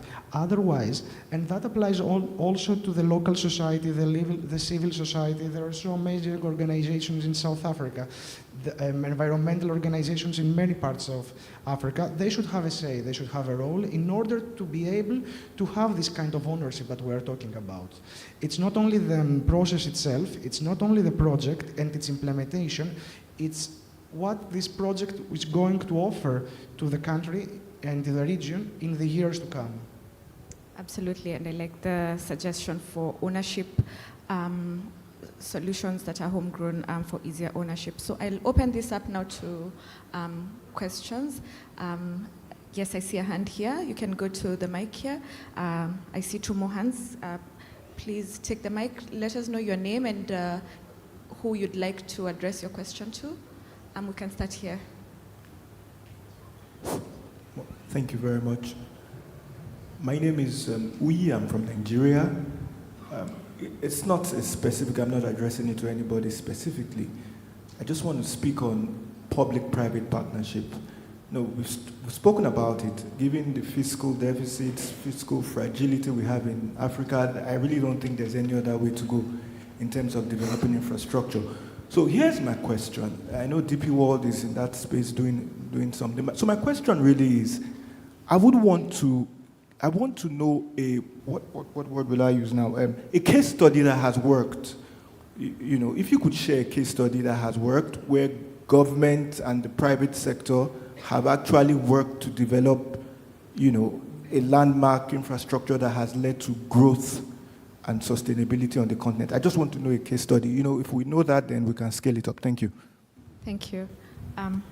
Let's go there. Yes, please. Thank you so much. My name is Alexander Aloshin, Primakov Institute of World Economy and International Relations, Russian Academy of Sciences. My question is about connectivity of South Africa with Central Asia, Russia, and East Asia, and West Asia. So we have a great potential for trade, for investment, and so on in minerals, in energy, in medicine, and so on. But now our partnership is underdeveloped. So what do you think should we do to make our partnership better? Great, thank you. Next. My name is Prince Wilfred from Nigeria.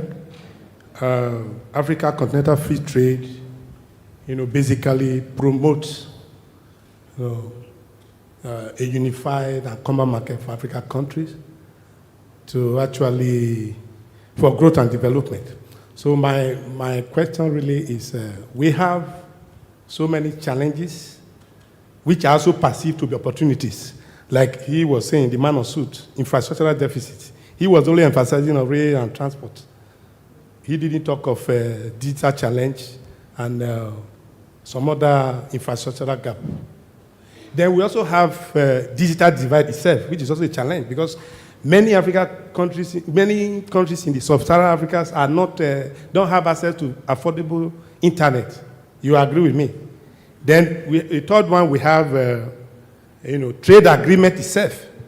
Trade agreement is supposed to be a largesse, or it's supposed to be benefits to African sub-Saharan when it comes to, unified common market for the African countries. But some countries tend to look at it in a lopsided way. It doesn't favor some countries.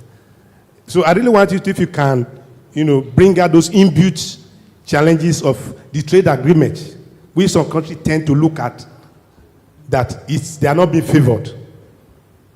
I mean the trade agreement itself. I don't know if you got the question.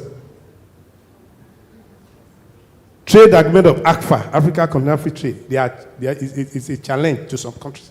So I really want to bring out some inbuilt challenges. It ought to be a good opportunity. It ought to be a benefit for agri country within the African Sub. But some countries tend to look at it like a challenge. Because of the lopsidedness, it doesn't favor them.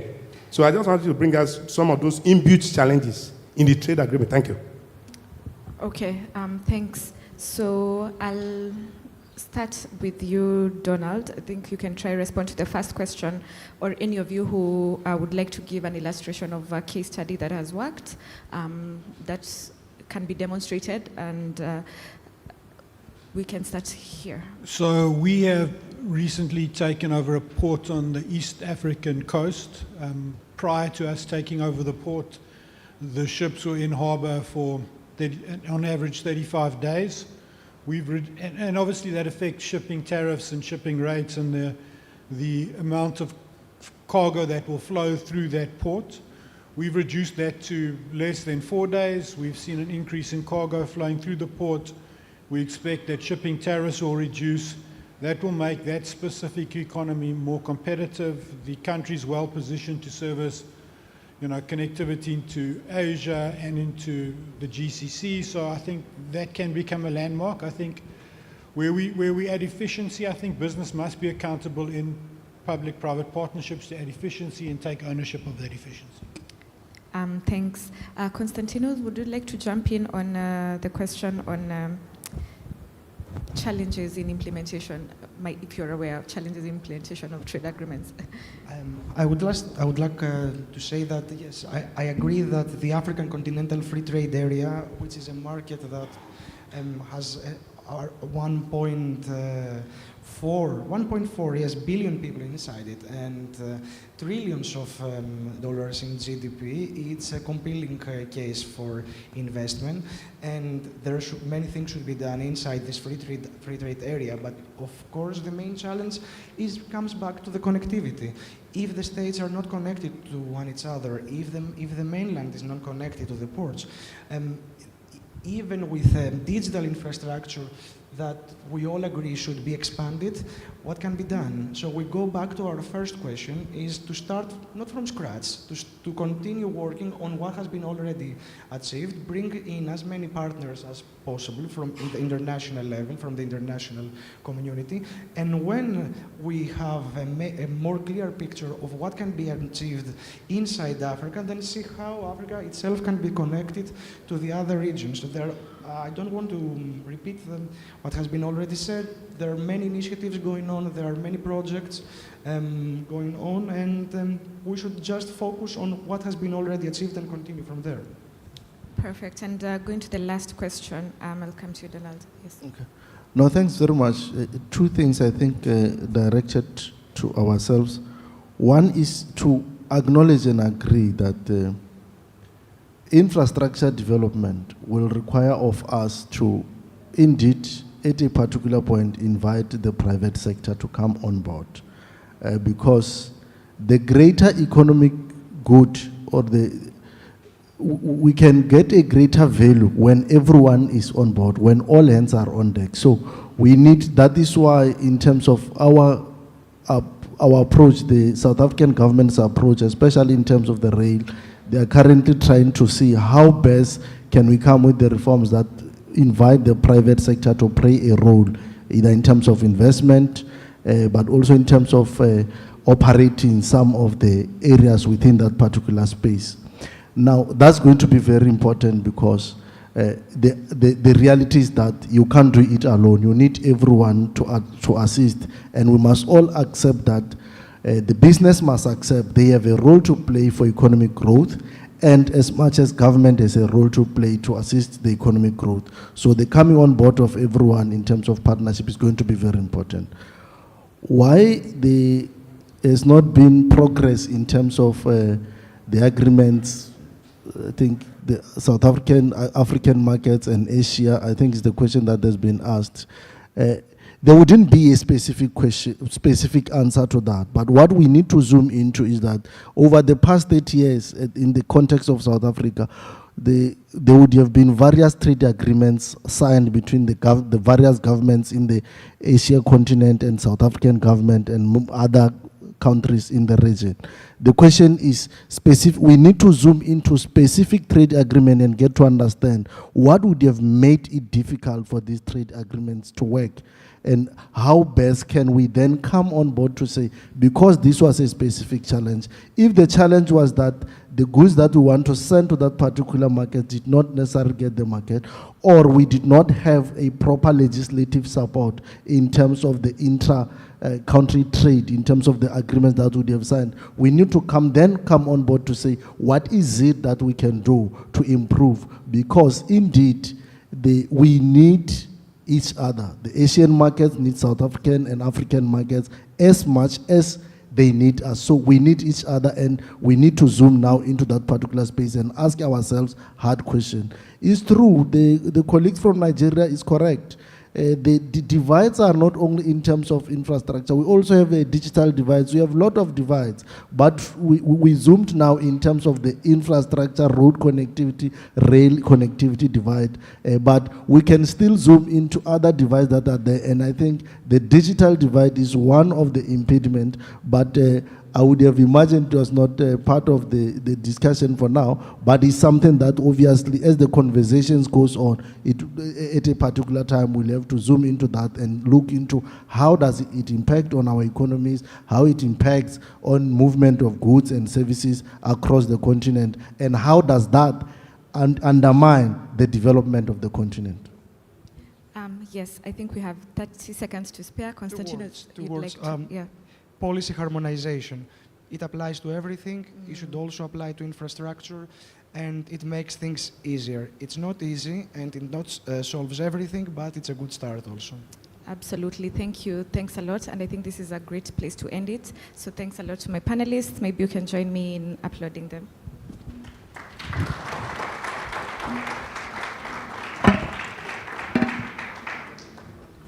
Thank you. If I could request our speakers and our moderator to join us at the front of the stage for a quick photograph.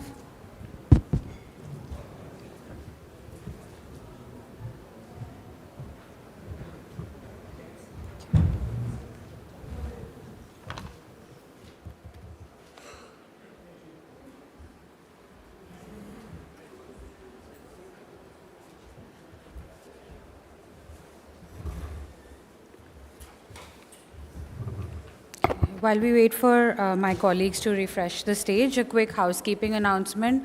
For those of you leaving today and tomorrow, there is an airport transfers desk that has been set up outside. Please do go there and reconfirm your departures.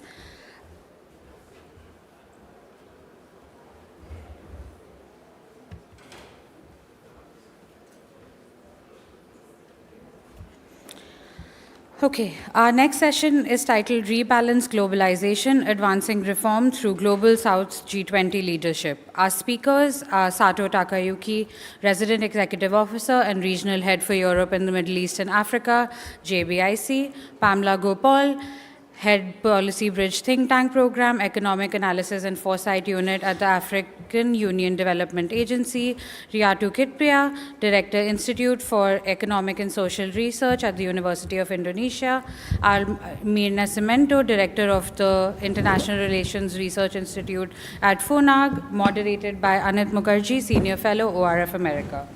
Anit, over to you. Thank you, Your Excellency, President Mbeki, Excellency Prime Minister Abbott, Excellency Minister Sharma, all protocols observed. This is my great pleasure, and Your Excellency, yesterday what you said about this hotel. It really resonated with a lot of us. So thank you for giving us that piece of history, and we feel the weight of history, let's put it that way. Thank you very much. It's my great pleasure to moderate this panel.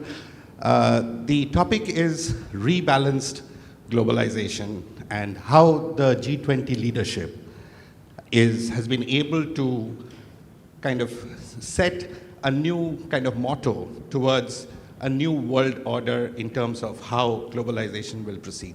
And it was interesting that from the morning we heard about digital public infrastructure, we heard about climate finance, we heard about how the challenges of logistics and supply chains. So in a sense, we are in a stage where the tenets of globalization that started with the fall of the Berlin Wall in 1990 are being challenged.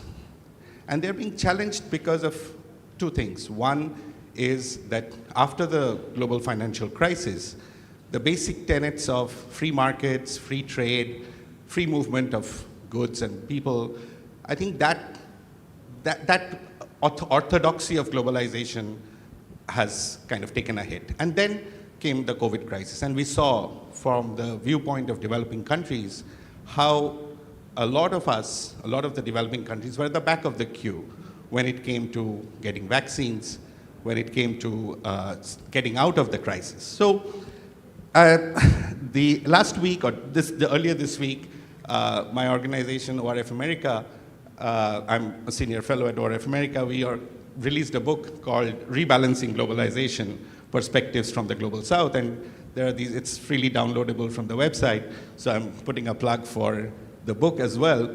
And I think the panel that we have will kind of try to explore some of these issues. So in the book, what we've tried to do is to look at the new phase of globalization from the perspectives of the Global South.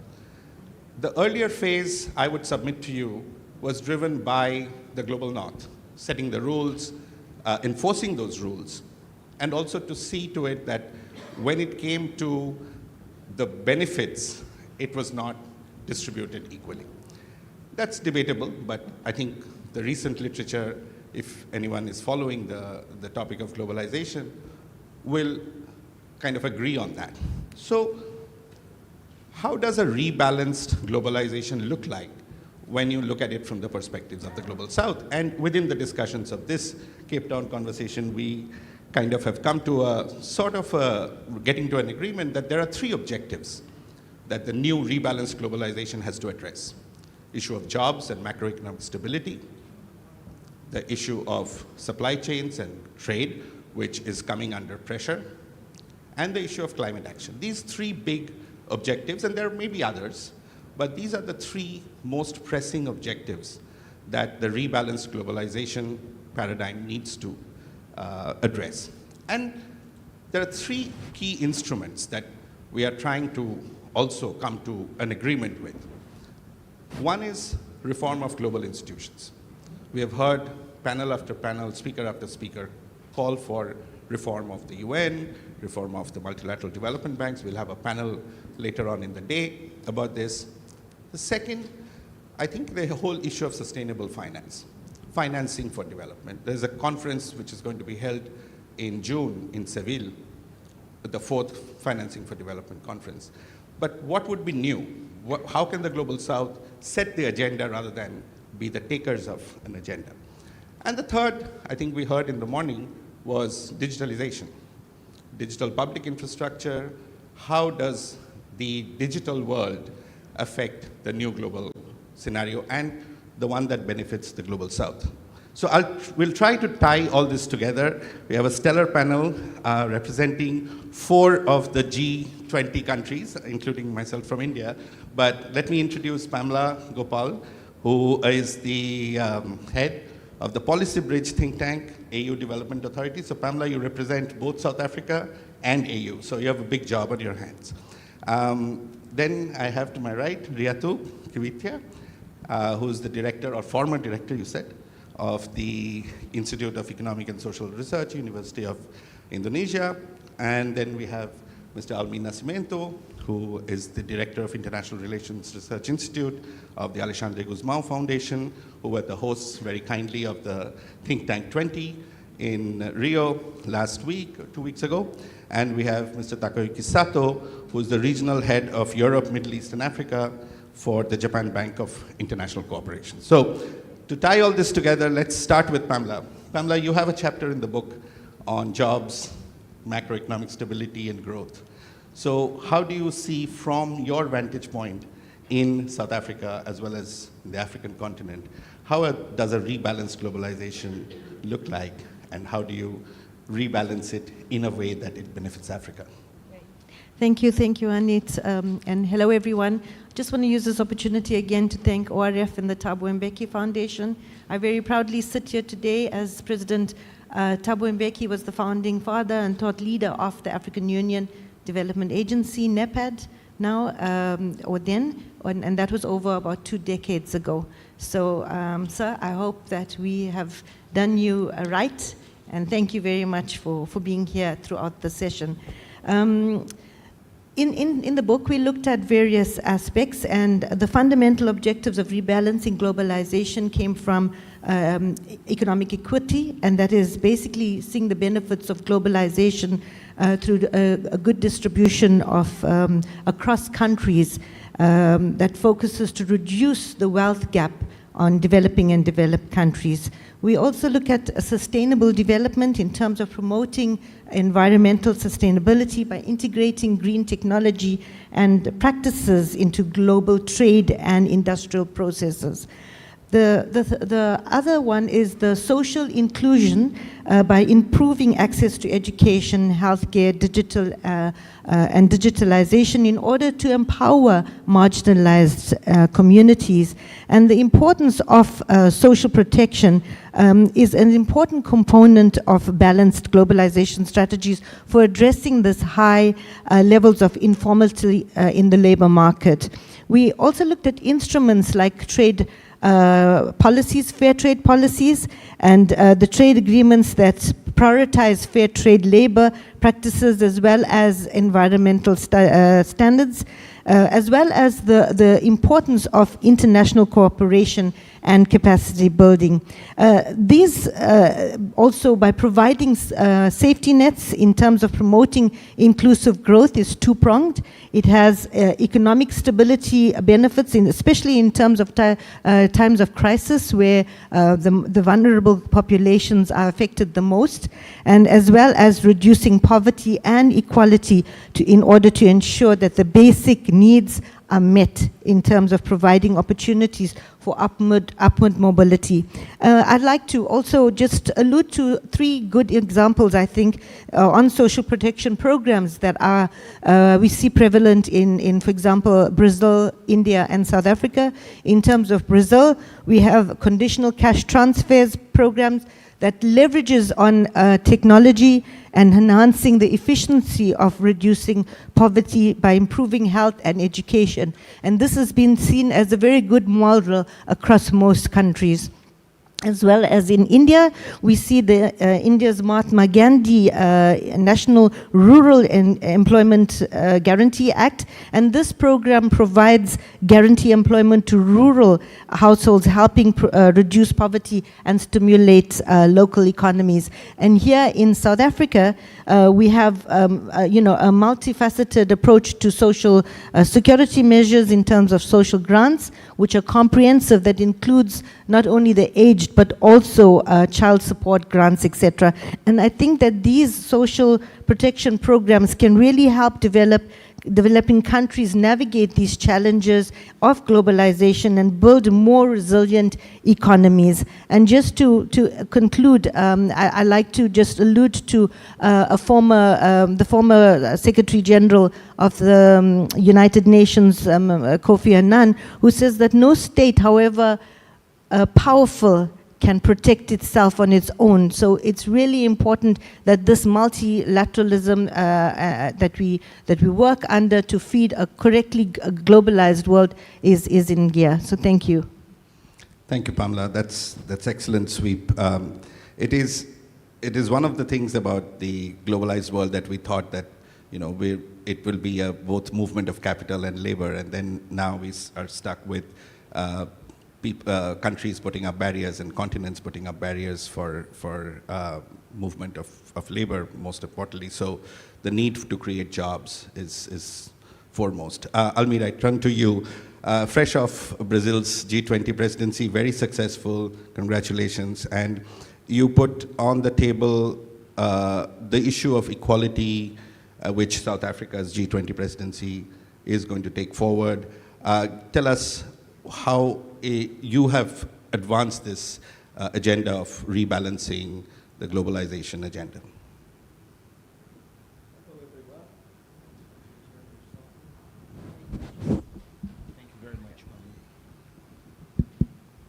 Hello, everyone. It's a pleasure to be with you. Thank you for the questions, Anit. I would begin with two comments before answering directly to your question.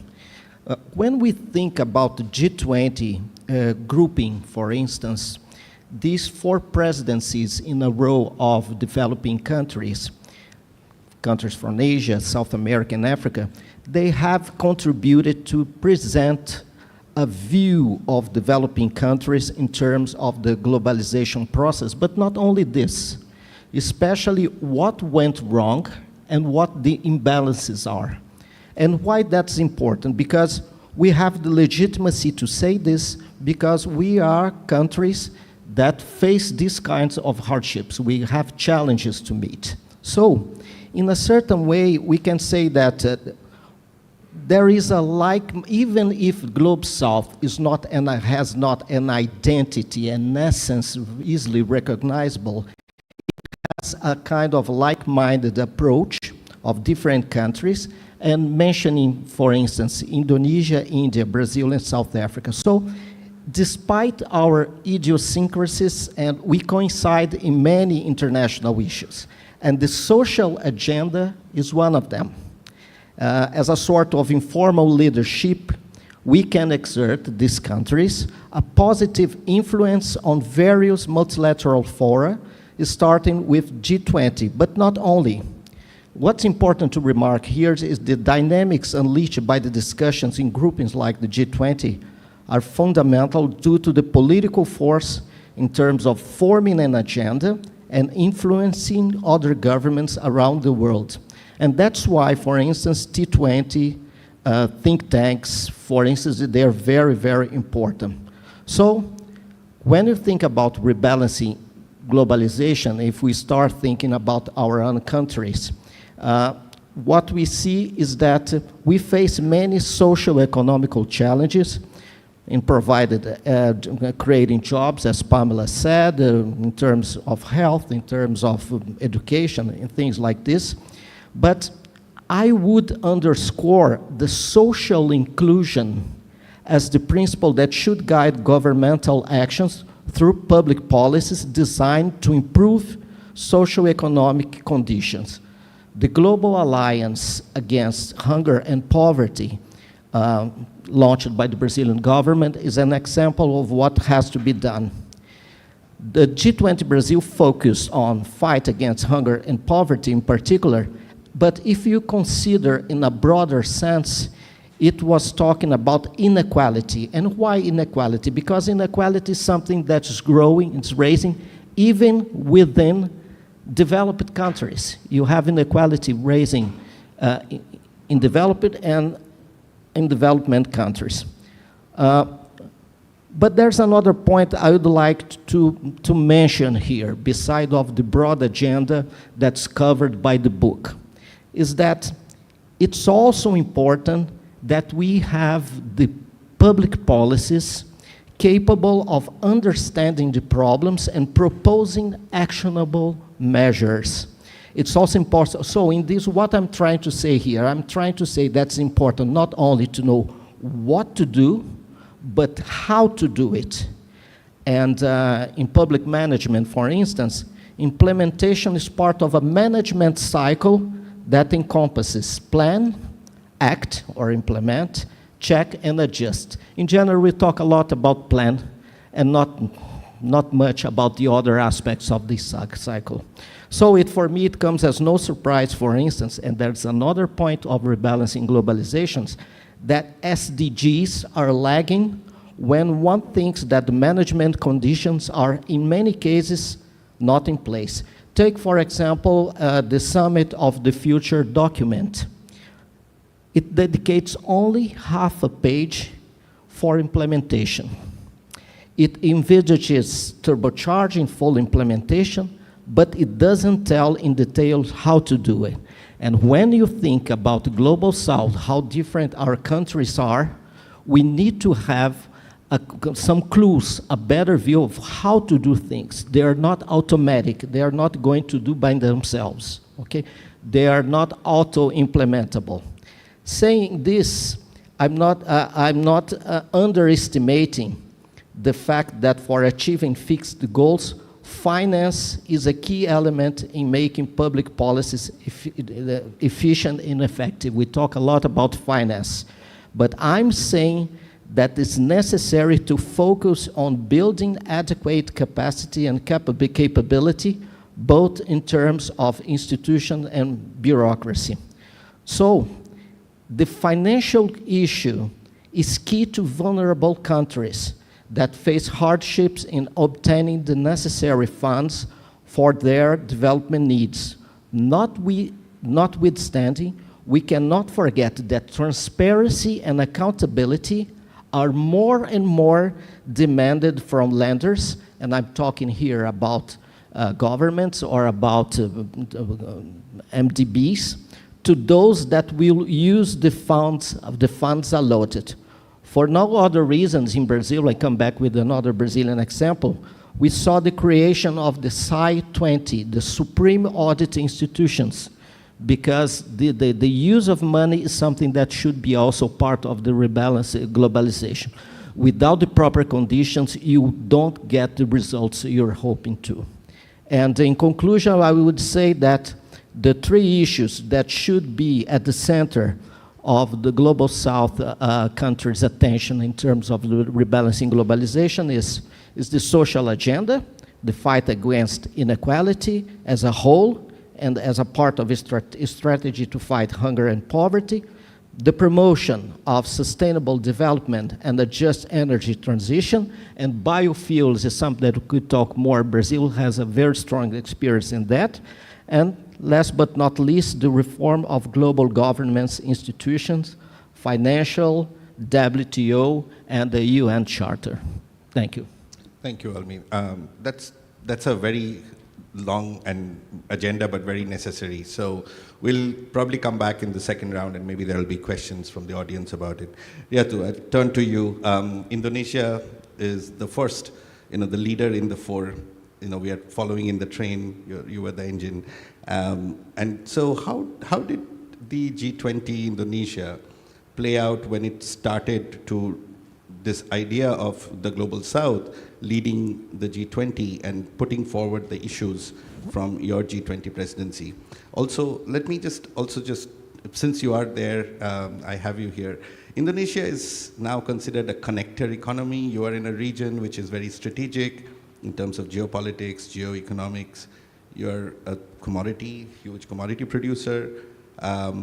You're also, in terms of supply chains, you're one of those destinations. So how does Indonesia see itself, like taking forward from the G20, but in the future, how do you see yourself in this rebalanced, globalized world in a region which is pretty dynamic, to put it mildly? Oh, big question.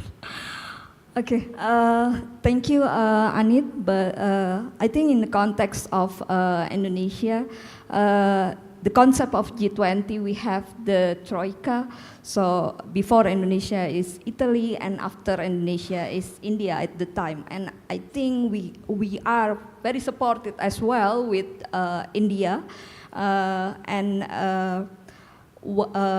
From the perspective of government, from the perspective of Indonesia, is actually in the context of how we are having role in the global and multilateralism, it needs also links to the domestic agenda as well. It needs to also link that the concept, the agenda, the development agenda, given that what is the benefit for the population itself. So the context of SDGs, the context of even climate finance and development needs to also links to development growth and also addressing inequality. So at the time, it is also we just facing all globally. How is the need of the cooperation, yet it's not quite satisfactory in terms of the response of pandemic COVID-19 at the time, where like some countries might have access to vaccine first, then developing countries might lag behind.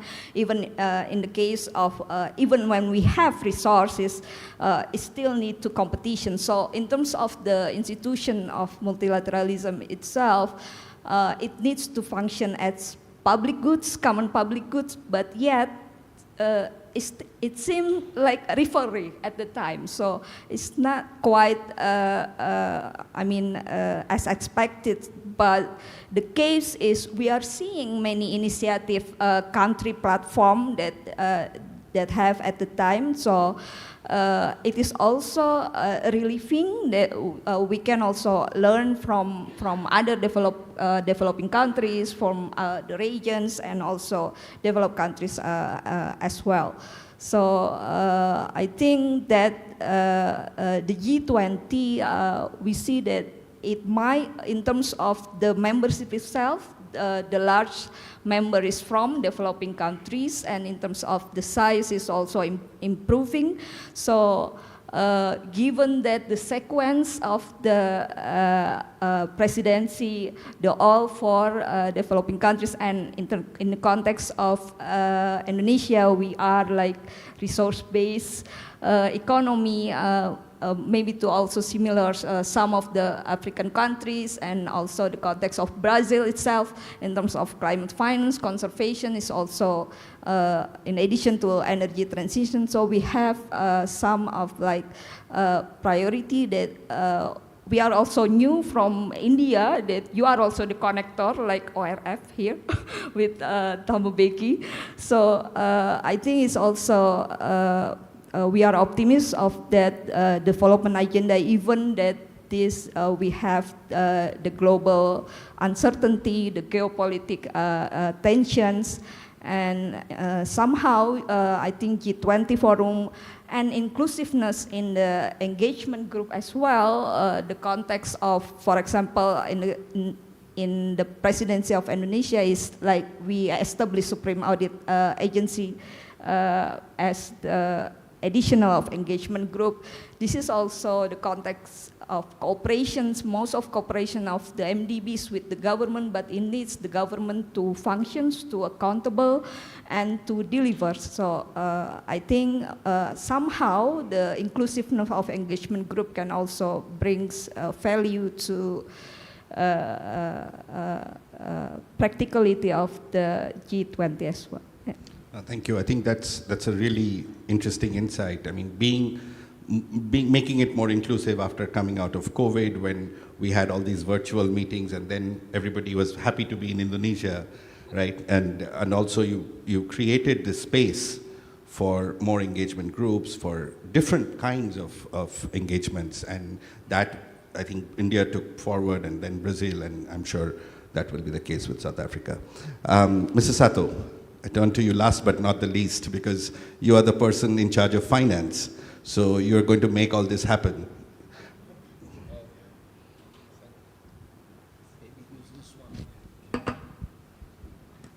The specific question that I wanted you to address is, essentially you're based in England. You look after a region which is Europe, Middle East, and Africa. I think there cannot be more of a direct north-south connection through the middle. Okay, thank you very much. First of all, thank you for having me today. And first of all, that how can I say that I fully agree that the Pamela that no countries can survive on its own in this world. So that's why that Japan and also that developing countries that we are a strong believer that how can I say that to seek for that mutual benefit for strengthen and deepening that the developing countries. And that regarding the finance issues, that how can I say that as this everybody knows about that financial gap and the finance needs is that enormous amount. And as you see that the last COP 29, even though that developed country that are committed that the 300 billion per year by 2035, but still there is a dissatisfaction that, about this kind of commitment from the viewpoint of the developing country. So how to fill in the gap that this kind of the huge financial gap? But do you think that the developed countries are reluctant to support and contribute to the developing countries? I don't think so actually. But even that the developed countries also have their own constraint actually. And right now that many developed countries have the domestic issues right now. And if you were the leader of the developed country, that if you provide the financial aid for the foreign countries while ignoring the domestic issues, maybe that such kind of leader will disappear in the next election.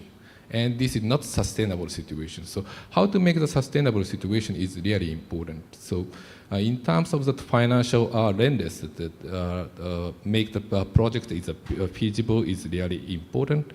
Maybe that in terms of the developing countries that you would like to have and you would like to maximize the grant aid for each addressing the problem, but grant aid is at a very limited number. So that's why that maybe that you can easily imagine that where is the funds in the world. The fund is in the private sector. So how to mobilize the private sector's funds is really important. And JBIC is, for example, for me, that I spent 30 years in these banks, how to be the catalyst was mobilizing the private fund. So we have a lot of that experience, and also in India, in Brazil, in Indonesia, in South Africa, there are a lot of the good experience already.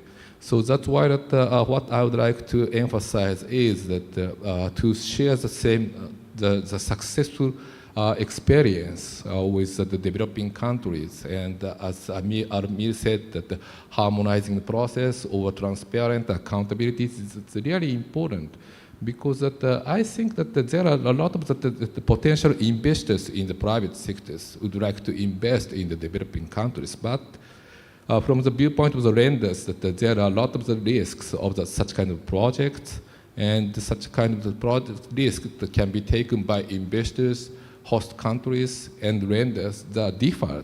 So that's why that the principle of this kind of risk taking is that the party which can take the risk is the most appropriate way. And right now that what is my experience in these areas, as you see that, for example, according to the IEA report, I understand that more than 80% of the so-called green investment has been made in the developed country or China. So it's very less amount for dedicated to the developing countries. But to me, that from my experience, for example, that there are a lot of the green investment in Middle East. So why that the Middle East can mobilize such kind of the private funds? That is that there is a very, how can I say, the resilient legal framework and the comfortable circumstance for the private investors. So how to share such kind of the framework with the developing country is really important right now. And of course, that I don't ignore the how to incorporate the global South's opinion in the multilateral institution like World Bank. But what I should keep in mind is that if that keeping that arguing it's a long time that, for example, that we should discuss, we should continue to discuss that in 5 years, in 10 years from now on. That is that I would like to avoid. So how to share the good experience is the key, and we can do now to mobilize the funds.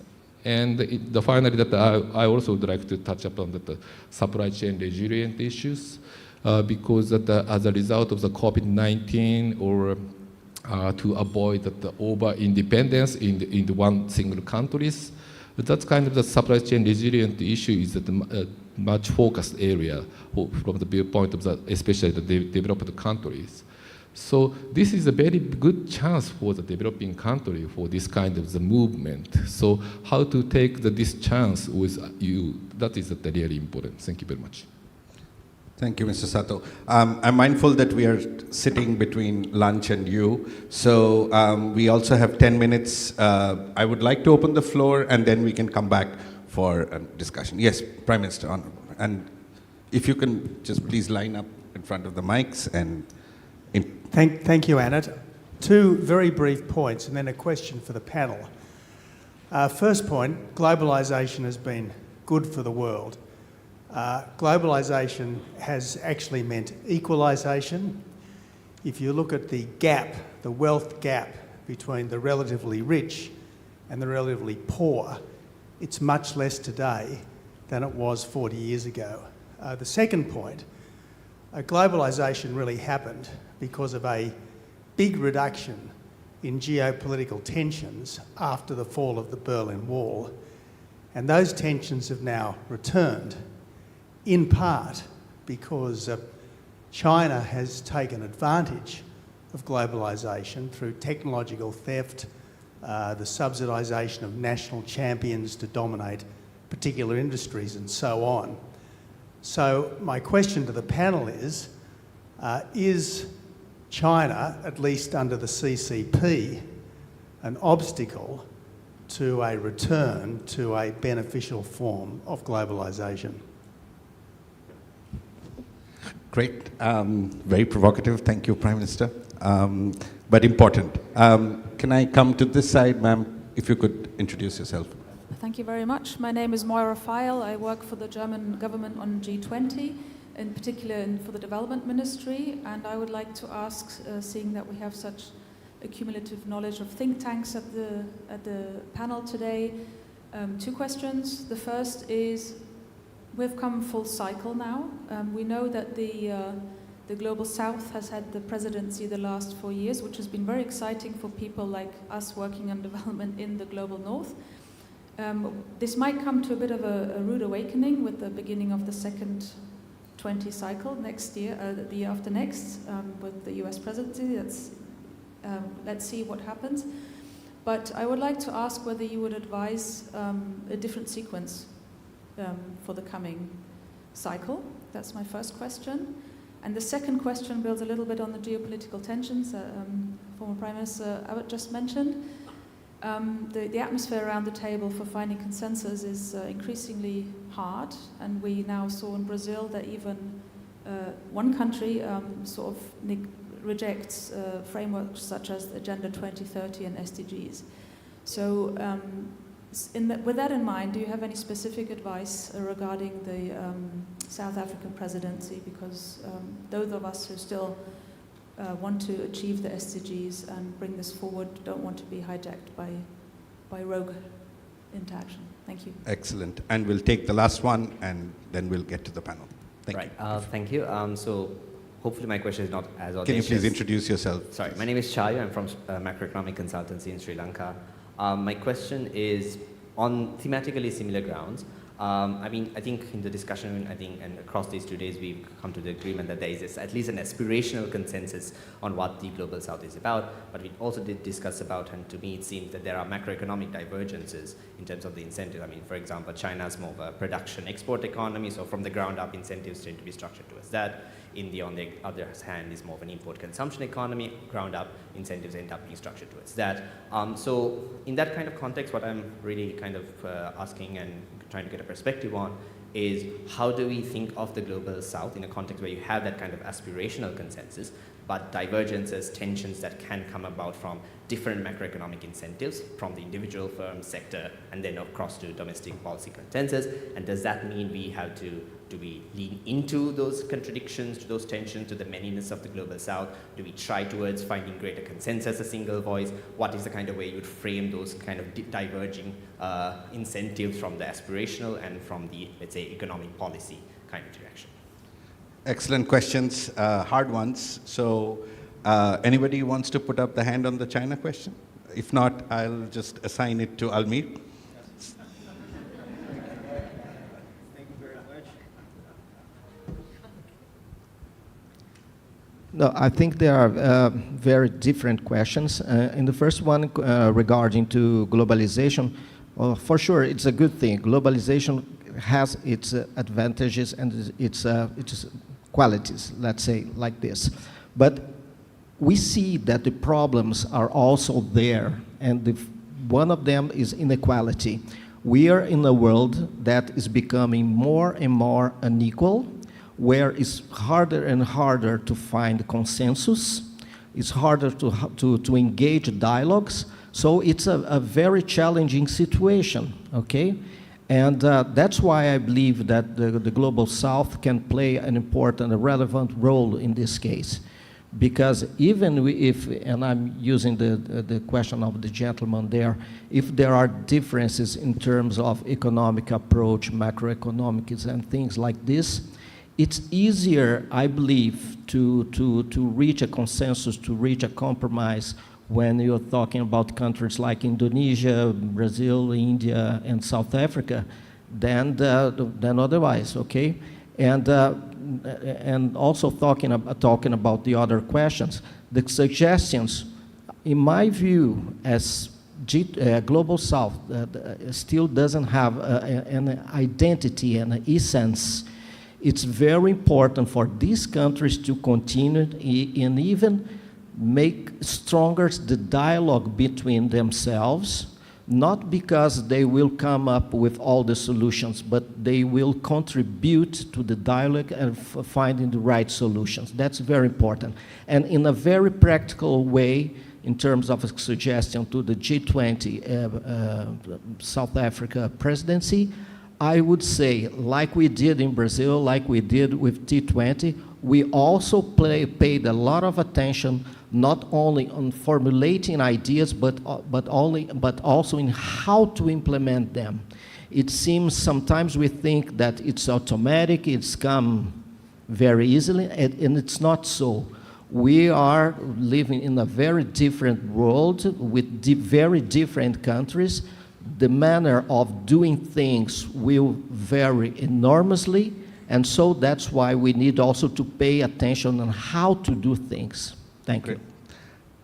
Diplomatically put, thank you. I think, yes, please. Yes, please go ahead. Regarding China issues, that I would like to share that my views. That because now I'm stationed in London, but from before that I spent at Washington D.C. for years about this situation, and actually that the U.S. is very hawkish about China right now in terms of the national security issues, and maybe that the U.S. is a much more independent country, so maybe they can do that. But when I was in London, this is a very different atmosphere against China. And also that the UK's position is different from the EU country too. For example, as you see that in terms of the Chinese EV sectors, that the EU put that additional tax on the Chinese EV, but the UK didn't say so. So such kind of each different situation. And Japan also as you see that Japan is the neighbors of the China. Even Russia is also neighbor. So that is how to manage the relationship is really important. And China is still a very important partner, not only Japan, but also the developing countries. Many developing countries, the number one trade counterpart is China. So how to incorporate into the China? But what is our experience is if we over dependence on China is a risk. So we are very worried about the developing country is heavily relied on China. Thank you. Yes, Pamela, very quick, if you want to address any of these, but sure. Please. Just very quickly on the rebalancing globalization. From an African perspective, I think we know that there are imbalances in terms of income, productivity, and economic complexities. Although some progress has been made in terms of social dynamics, there are still a lot of setbacks in terms of the cultural dynamics, the language dynamics, as well as the life expectancy and education. But Africa is a rising population. We know that there can be shortfalls and opportunities in that, and I think it's very important to leverage on a more productive population and leverage on the demographic dividend on that. On the question quickly on the US taking the G20 and whether the format will change much, I think that it will, in terms of, I think whether we say it or not, there might be a clear change in format, but I think South Africa has a wonderful opportunity through its diversity, its strengths in terms of what we have, its geographical location and its positioning, its diplomatic relations with the US. I think it's important for them, for South Africa to convene, especially in the African context, where they can make sure that African economies contribute to the global value chains as well. And I think they stand in a very good position to make sure that they just don't hand over, but accompany the US through the processes that was decided by the Global South. Thank you. Well put. Riatu, just last. Okay, maybe add on the context of think tank engagement.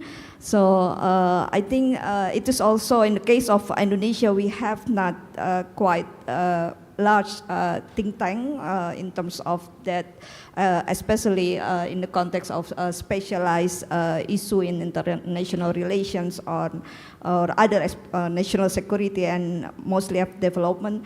So this is also starting, I think, before, I think I also heard in Brazil and before the think tank also developed this Global South think tank, and we also learn from each other here. And in the context of Indonesia, I think to some extent it is also